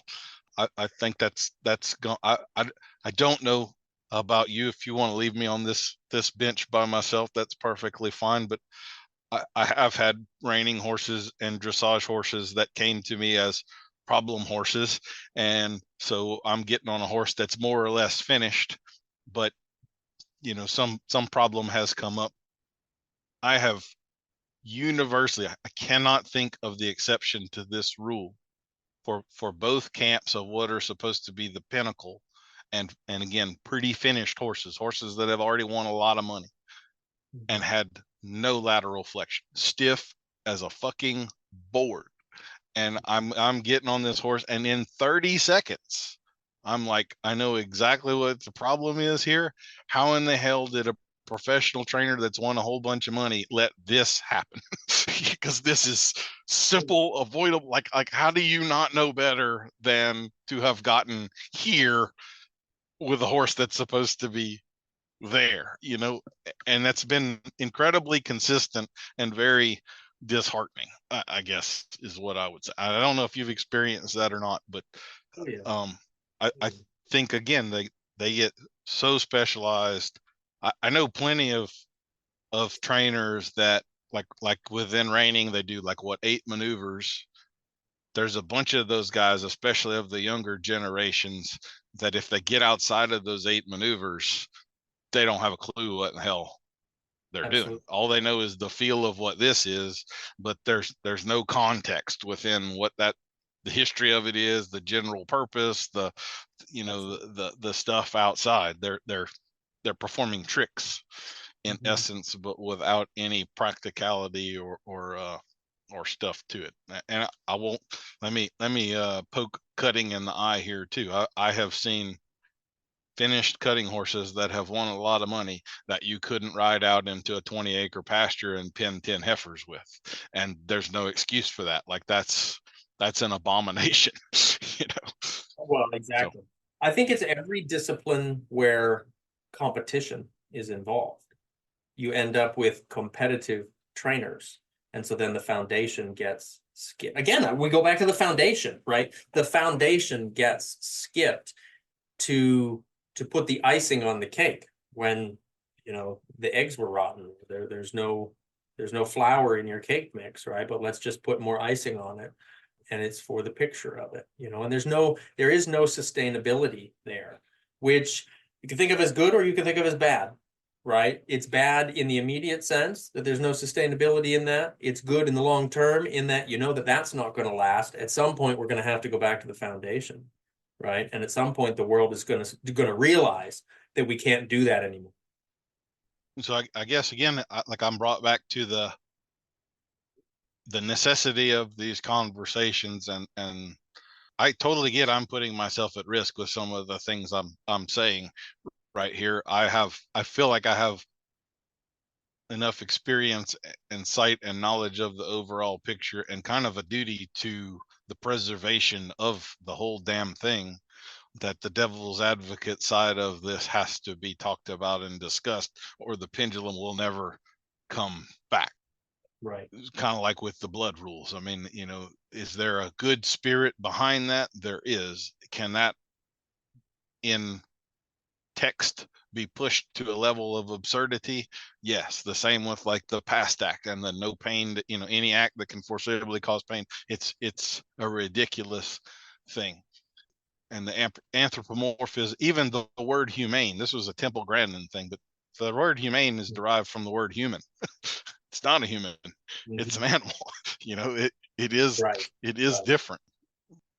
I think it comes down to the question of what are we going to do about it, right? What are we going to do about it? And the idea of, okay, so let's go back to what we talked about with the idea of, horses show a higher stress response to separation than they do to actual physical pain. Guess what? People are the same way. I come in and bully you with my words. And I'm not saying you need a safe space to go sit in a closet or whatever, but I come in and bully you with my words. And I do that over and over and over and over. That's going to hurt more than if I come in and, not that I would do it, right? But that if I come in and punch you, like the punch is over, the pain goes away. But if I come in with the words, you're going to think about those. And the human brain is so great that we keep replaying that tape over and over and over and over and over again, where luckily the horse doesn't. The horse can learn really quickly to let go of that. I shouldn't say they don't, but they can learn much quicker than we can to let go of it. We hang on to the baggage, right? That's why therapy is such a thing. And I think it's important for everybody, to be honest. But so when we talk about that, where is that line for abuse? So what are we going to do about it? And this is where I think that idea of bashing and blasting and keeping on with the idea of, yeah, she's a terrible person. Yeah, let's do this. Yeah, that's a terrible person. Yeah, let's do that. Really constantly rallying for that. Well, the horse might have gotten whipped 24 times in 1 minute, but when it was over, it was over. And that person that keeps posting and keeps being nasty and keeps spreading the shit, as it were, they haven't stopped. Yeah. In their mind, there's a context in which aggressive, damaging action is justified, right? Exactly. They feel like they're justified in causing damage to her, but she's not justified. Right. And then there's going to be, well, 5 years ago, this was what happened. Well, gosh, 5 years ago, I was a different person. I don't know about you, but 5 years ago, I was a different person. And the mistakes I make now are brand new. They're exciting new mistakes. The old ones are boring and I've learned from them. Right. And so the question really to me comes down to what do we do about it? Right. We learn from the mistakes. We move forward. We don't keep poking the injury because then it never heals. We've recognized it. I would say price was paid. Let's move on and grow better from that. Otherwise, nothing changes for the better. You keep looking at the rear view mirror. All that's going to screw with your neck, right? Yeah. It's like you can't make forward progress staring in the rear view. So again, like the principles behind this stuff, there's a law that becomes more and more clear to me that's just completely incontrovertible with regard to horses. And that is that the economics of this matters, and it's actually a significant portion of the reality of animal welfare.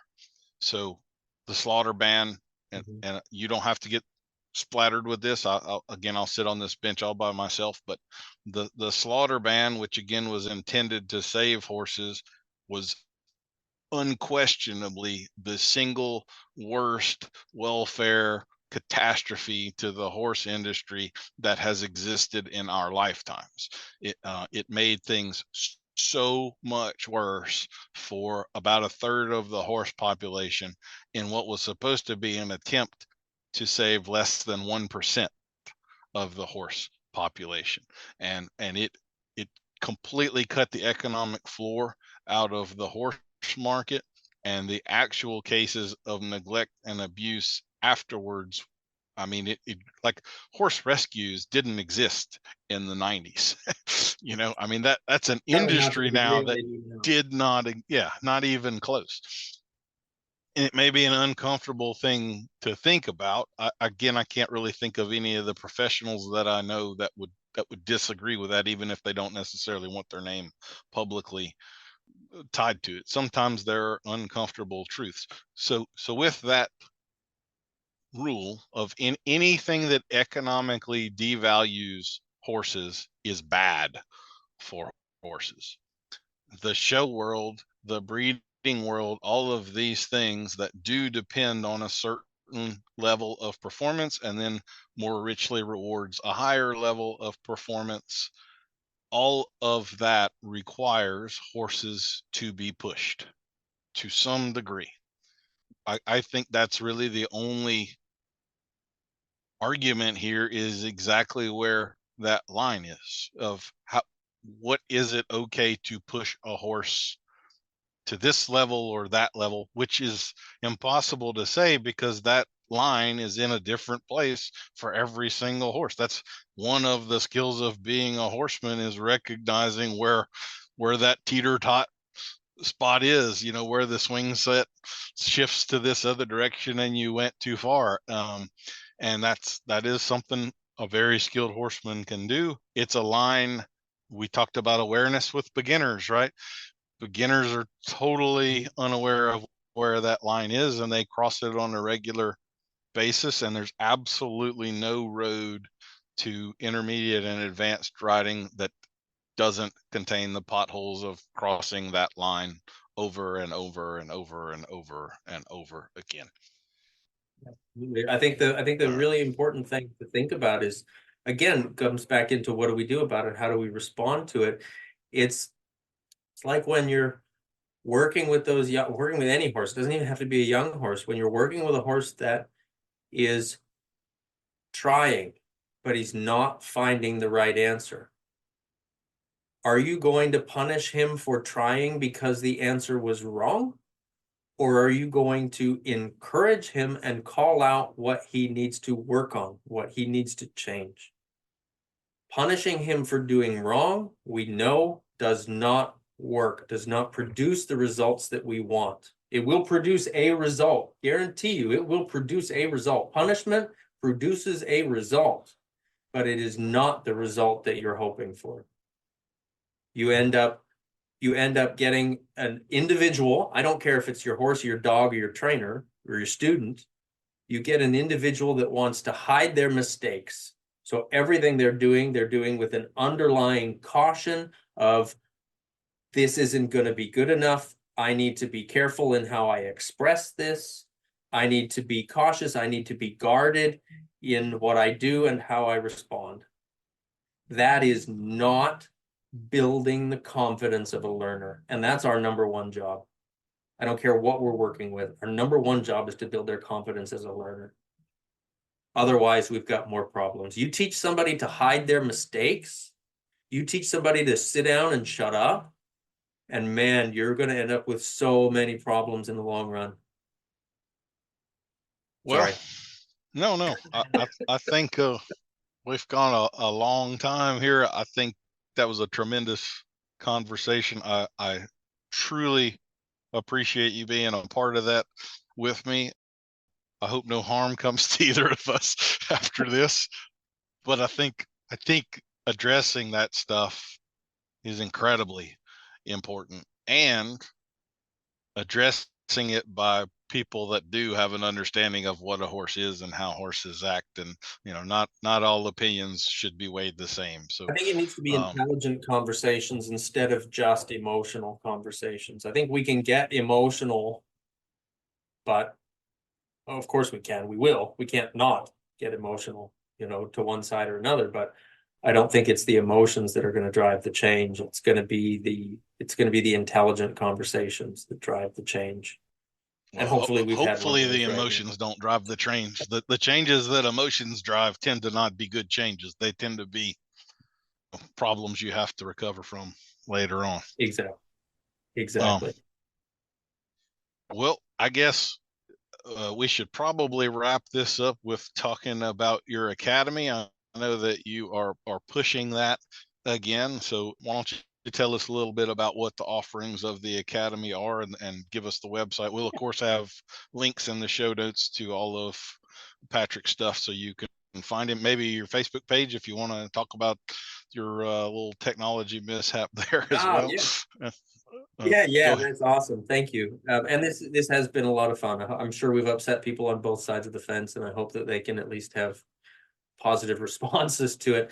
But yeah, so I've developed over the last couple of years now, I've developed an online academy because you can only teach so many clinics in so many places. But I've got the Academy for Classical Horsemanship is what we refer to it as.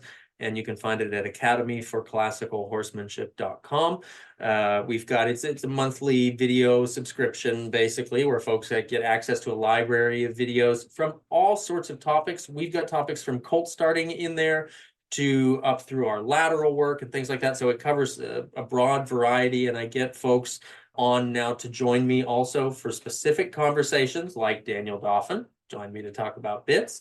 So, and I really appreciate that. Thank you, Daniel. And so we've got a broad spectrum of things that we talk about on there. And then each month we have a Zoom live meeting that started as a Q&A about, where people are with their horses. And now we've morphed that because the academy grows and changes as the students come in and bring in their suggestions and thoughts.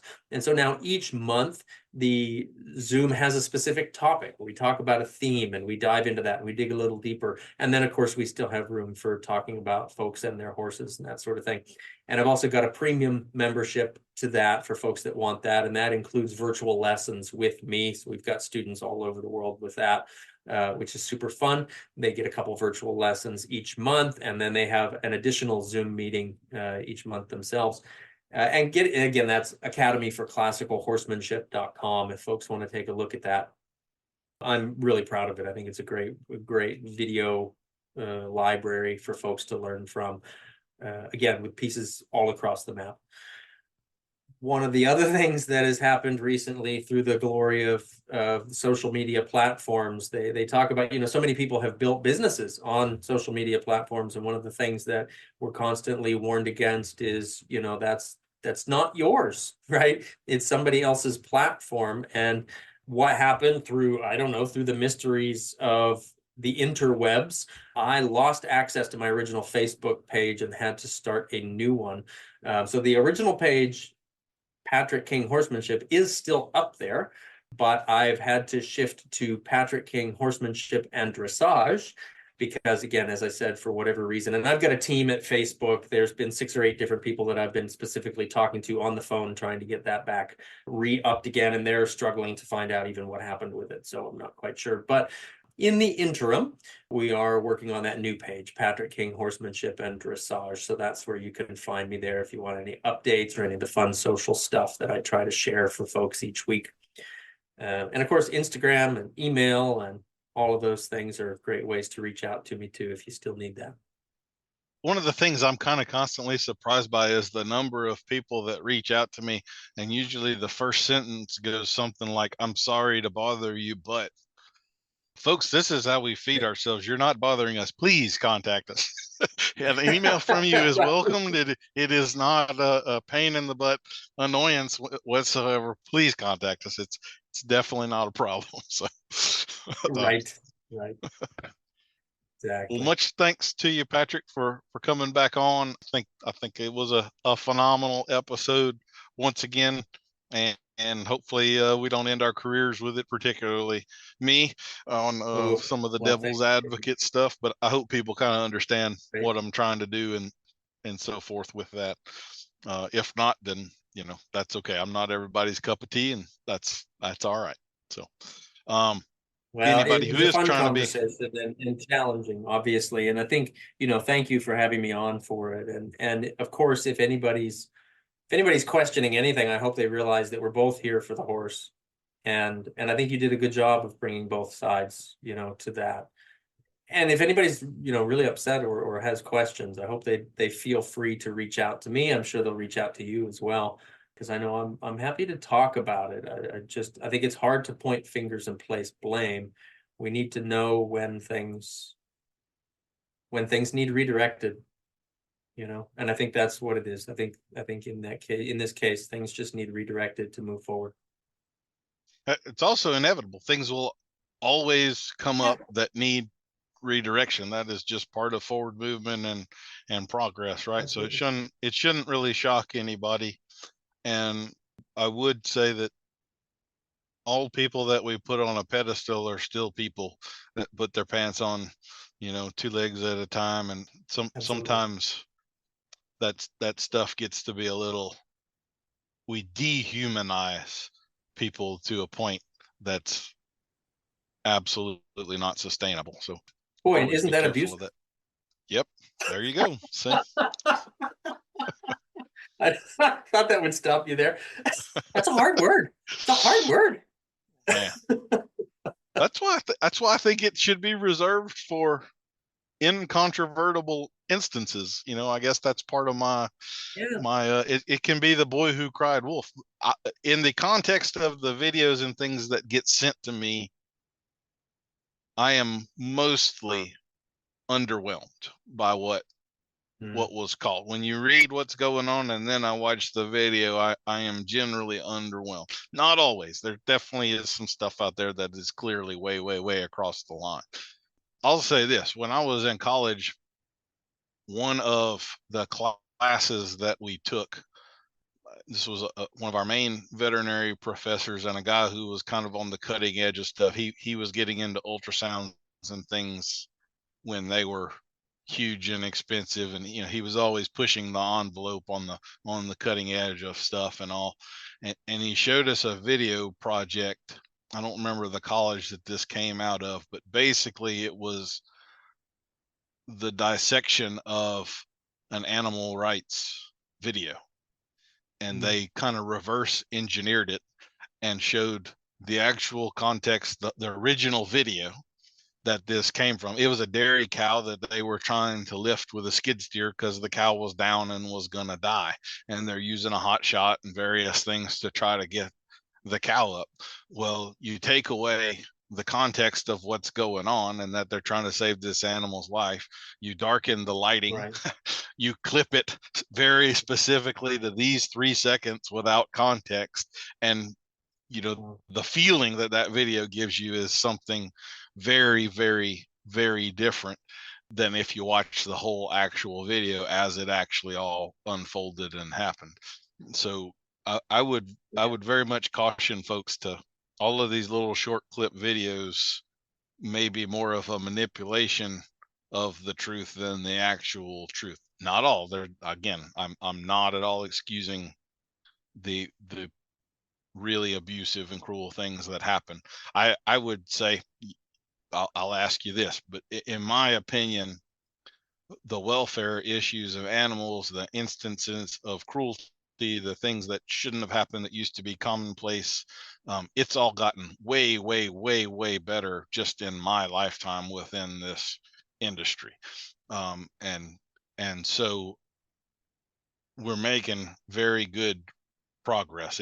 It's not an undoable thing. It's not getting worse. It's not even close to getting worse. It's getting way, way, way better. So again, big picture context, it all really, really matters. Absolutely. And that's why people get so appalled when these things come out, because it's less common than it used to be. right? Now it And stands it's out. like from the professional's perspective, we've become unfortunately almost desensitized to seeing it, to the point where a video like that can appear a bit underwhelming. It's like, oh man, we've seen way worse in the way that people have talked about it. And again, I'm not saying that it's not bad, it's bad. But what is great is that we are in an age where we know more, and across the board, people know more and do better. In the span of my career, the average client that I have come to me now is way more educated about their horsemanship than the average client that I had when I started. And I don't think that that's just because my career has expanded. I think it's because the whole world has learned more. We've got more available to us. There's so much that has gotten improved, and there's more to go, and there will always be more to go. That's really, I think, an important thing. Like, it used to be like, when you're talking about some of the things that we used to do, right? It used to be, oh, this person has this problem, we need to give them a frontal lobotomy. Now we know that they can meditate for 10 minutes a day. That's a big difference. But at the time, the frontal lobotomy seemed to be what was necessary, and it was producing results, right? That were within that context, in that moment, that seemed like positive results. And now we know that we can do something completely different. So when we know better, we do better, or at least we sure aim to. And I think we all just need to, go out there and let your horses nibble on you. And no, that'll make Daniel sick. Don't do that. But go out there and pet your horses, right? And pick your teachers, and keep learning. That's what it's all about. Keep learning, pick your teachers, and don't put anybody on a pedestal like that. Appreciate what they're bringing to the situation, but don't do them the injustice of putting them up on a pedestal that they're infallible, because I promise they are. Hopefully they would themselves disagree with things they did 5 or 10 years ago, or whatever. Otherwise they haven't grown, they haven't learned, they haven't improved, right? So I had that conversation with JJ Tate when she joined me for a podcast, and I know we've just extended the ending of your podcast for another 30 minutes, right? But I had this conversation with JJ Tate on my podcast. I said, I think about the me that was 10, 15 years ago was helping a lot of people and a lot of horses. And I wouldn't let him ride my horse today, unless I was right there coaching every second of the lesson. And she said the same thing, and I think that's what's important, is that we are always growing. And when we, it's that idea, you spot it, you got it. When we see something that upsets us, it only upsets us because we've learned better. We've learned more. There may have been a time where we looked at that with zero understanding, zero empathy, but now we know enough. We know more, right? So I hope that we always find things that we can learn from, and I hope that we keep growing in a positive way. I think the conversations need to be more stemmed to the positive side of things, instead of how do we get back at this person for doing that. I think the conversation needs to be steered a little bit more toward how do we set this up for success and move forward. Yep. She's definitely an accomplished rider, and definitely still has things to lend to the world and teach people, and so on and so forth. Maybe just not about in-hand work, right? So, right, exactly. And there, I was kind of compelled to say this. We got away from it, but there are very, very famous riders that are not actually horse trainers. There are some people that are showmen. We definitely have them, and they will go take a horse they didn't train and win a lot of money on it. But if you leave that horse with them in training for 6 months, the performance level will come down. And there's tons of people that are, I kind of consider myself one of these, that they can't really show a horse very well themselves, but they can sure set one up for someone else to go win on behind them. But I'm too focused on problems. Like, if you're showing a horse and something that you don't want to happen happens, you have to ride through it with a smile on your face like it didn't exist. And that is nearly impossible for me to do. because I'm so focused on fixing that thing. And so not all high level or high earning riders are actually good trainers. And there are plenty of trainers that are awesome trainers that haven't won $100, or, they're not nearly on the same sort of level. Anyway, all right. Well, I just felt like that needed to be said. Well, and actually, now that you're saying this, and I don't know if this is something that you want to like stitch into the prior conversation, or if you just want to let it be a standalone. But when I got a little bit on that rant about the young horses being added in with the dressage championships, the young horses, that was the thing, that it's become a thing. The young horse championships. Oh, it's a big thing. But and the idea is that they're judging how those horses are being developed in order to be FEI competitive horses, higher level competitive horses. How is that horse going on its track to become a Grand Prix horse? And maybe the statistic has changed since I had the conversation with one of the Olympic judges a few years ago. But that program was put in, what was it, about 92? That program was put in. How many of the young horses that have gone through that program, that have competed through the championships and done very well, how many of those horses do you think have developed up into a Grand Prix horse? I don't know. How many? It's a big round rhetorical number of zero. Not a single one. No. So the microwave doesn't work. The microwave doesn't work. That's what that tells me. And maybe the statistic has changed in the last couple of years. I don't know. I kind of doubt it. This brings up, man, I'm trying to wrap this thing up, but this reminds me of a conversation we had yesterday that I wanted to get in here. And it's kind of like, you've already driven 99% of the way. You might as well just do the other 1%. So there's been a research paper, one of these cumulative ones, that's kind of looked at a period of years and dissected it and statistically drawn it out and so forth, that has definitively statistically proven that within the world of dressage, horses behind the vertical are significantly rewarded, when, according to the rule books, this is supposed to be something we've tried to do away with. In your opinion and experience, where do you think the fault or the problem there lies? Is it with the judges? Is it with the trainers? Is it with the organizational structure that's governing and not enforcing? Or like, what is the path out of that mess? So let me add another caveat, just if you don't know. Patrick and I think it's fair to say, are both completely disgusted with horses behind the vertical. It's not the kind of thing either of us are happy about, would aim toward, or whatever. We will both preach against that and all the problems that it comes with. I think Patrick and I are also both, I'm a horsemanship guy, he's a classical dressage guy. There is some level of distaste for the show world and some of the ills that we find distasteful in there, that there's kind of a disconnect, and we both voluntarily aren't wholeheartedly participating in that because of some of those things we find distasteful. Is that fair to say? I think that's fair to say. Okay. Yeah, absolutely. Okay.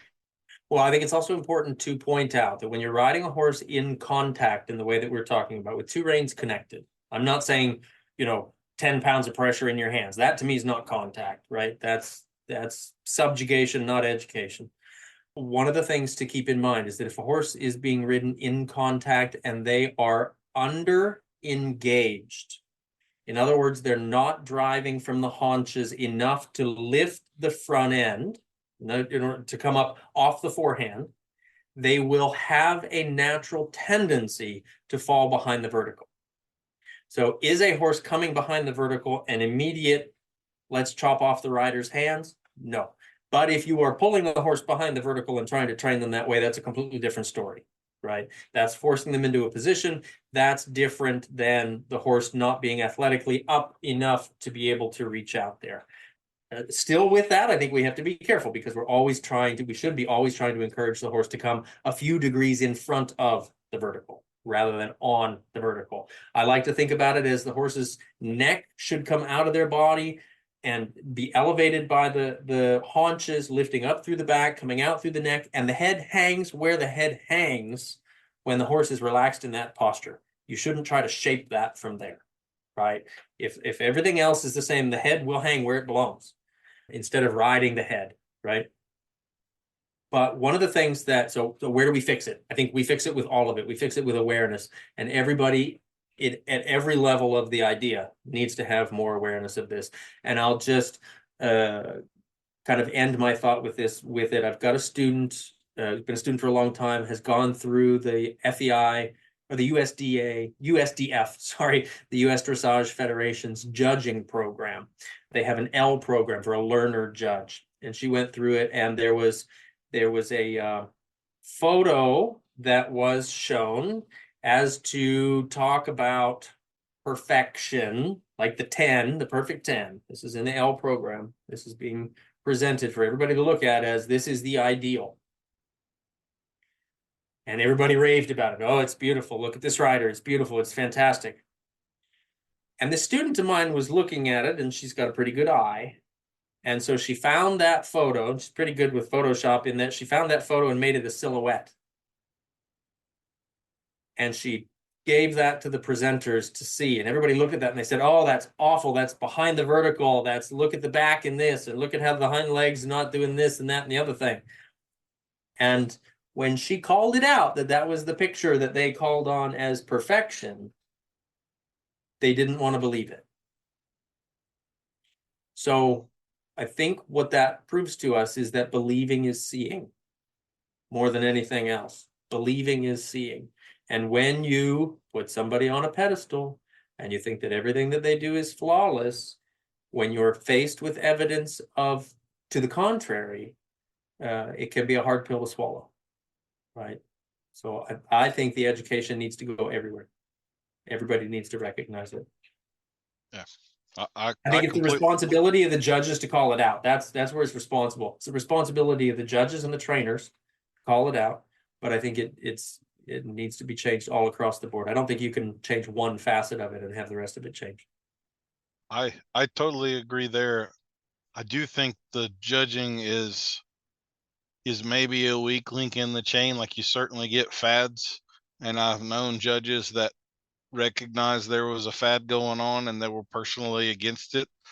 But if you treat it that way at the show and you mark it against the fad and into the classic, the definition that the book says it's supposed to be, you will not be invited to judge any more shows. You know, there is I would also say there are some judges, there's a decent number of judges out there that are maybe they're not of the level of horsemen that they probably should be in to be in a position to judge. They aren't as aware of what they're looking at as, I'm sure you've come across that as well. So, Yep. But then you and have, on the same token, I think if a rider wants to learn, go scribe for a judge. Yeah. Because even if you're not in 100% agreement, man, you're going to learn a lot by scribing for a judge. You're going to see a lot. You're going to see a lot of things different than what you may have saw them in the first place. I definitely would agree with that. I started judging shows maybe 10 years ago. I don't do a lot of it anymore, but it was gave me a different perspective. I started to appreciate, other things as well. So, it is ultimately a subjective thing, so it's someone's opinion. So, like, we're kind of putting it as a judges versus trainers or whatever. Trainers are ultimately going to chase what wins. They want to win. So if this new fad is winning and they have a barn full of horses, then they're going to, so that works two ways. One, if all of a sudden anything behind the vertical was disqualified in 2 months, you would not see a horse behind the vertical anymore. They would fix it overnight. But trainers do have a lot of influence toward those fads. So, for instance, in the reining world right now, which I would say that the dressage world is not at a pinnacle at this point. I think it's on a down note and some changes. I think you'd probably agree with me there in the show world of dressage. I think reining is in a pretty similar spot. So one of the black eyes they would have, as far as I'm concerned, is the rule that came in last year where they're now allowed to mildly sedate some of these horses and so forth, and the tail numbing and all of these things. I know for a fact the trainers are the ones that are driving that, trying to make their own worlds easier. So I'm not going to say it's all the judges, because the trainers kind of have some dirt on their hands as far as that stuff goes as well. So Yeah, that's none of it's black and white. It's all kind of difficult. Yeah, it's all a cycle. It's all learning. It's all a process. It's, yeah, but kicking and screaming doesn't help. It's just like riding your horse, isn't it? Kicking and screaming isn't going to help. We've got to be a little more thoughtful. We've got to have better tact and timing and feel than that if we're going to make a change. Education of people, right? We're the heroes of this story, Patrick. It's you and me. I mean, the people out We've there got it all educating. figured out. I think a gold star is in. It's not too much to ask. A trophy, something like that. I think it's all within bounds. Yeah. I want a pin for the lapel of my coat. Yeah. Well, but that's also, I mean, that's again, and I'll let this be the last thing to say, but that's also what we have to be careful of, because again, the people that know the least often know it the loudest. So be careful in the conversations that we have on social media, right? Because just because somebody's screaming about it and angry doesn't mean they're right. You bring up another, like I talked about slaughter and all, and I've brought up this before, but a lot of you may be Patrick's people who aren't familiar with me and some of the things I've said. We've lost in less than 20 years, in 17 years, we've lost 40% of the horse population in the United States. We're down from 10.4 million horses to 6.8 or something like that. It's right at 40% of the total horses in 17 years. We're down that much.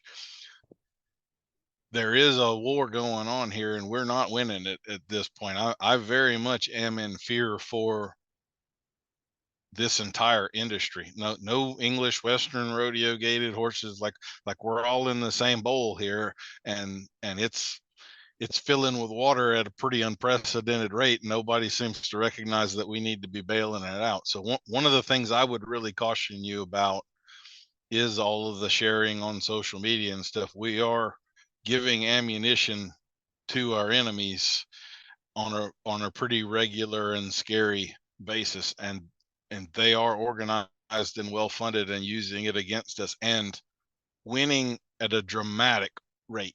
And we are totally, as an industry, unaware. Like we don't even have a clue of what's going on. I try to say that as much. I mean, 40% of the entire U.S. horse population gone in less than 20 years. Like that should scare the hell out of you.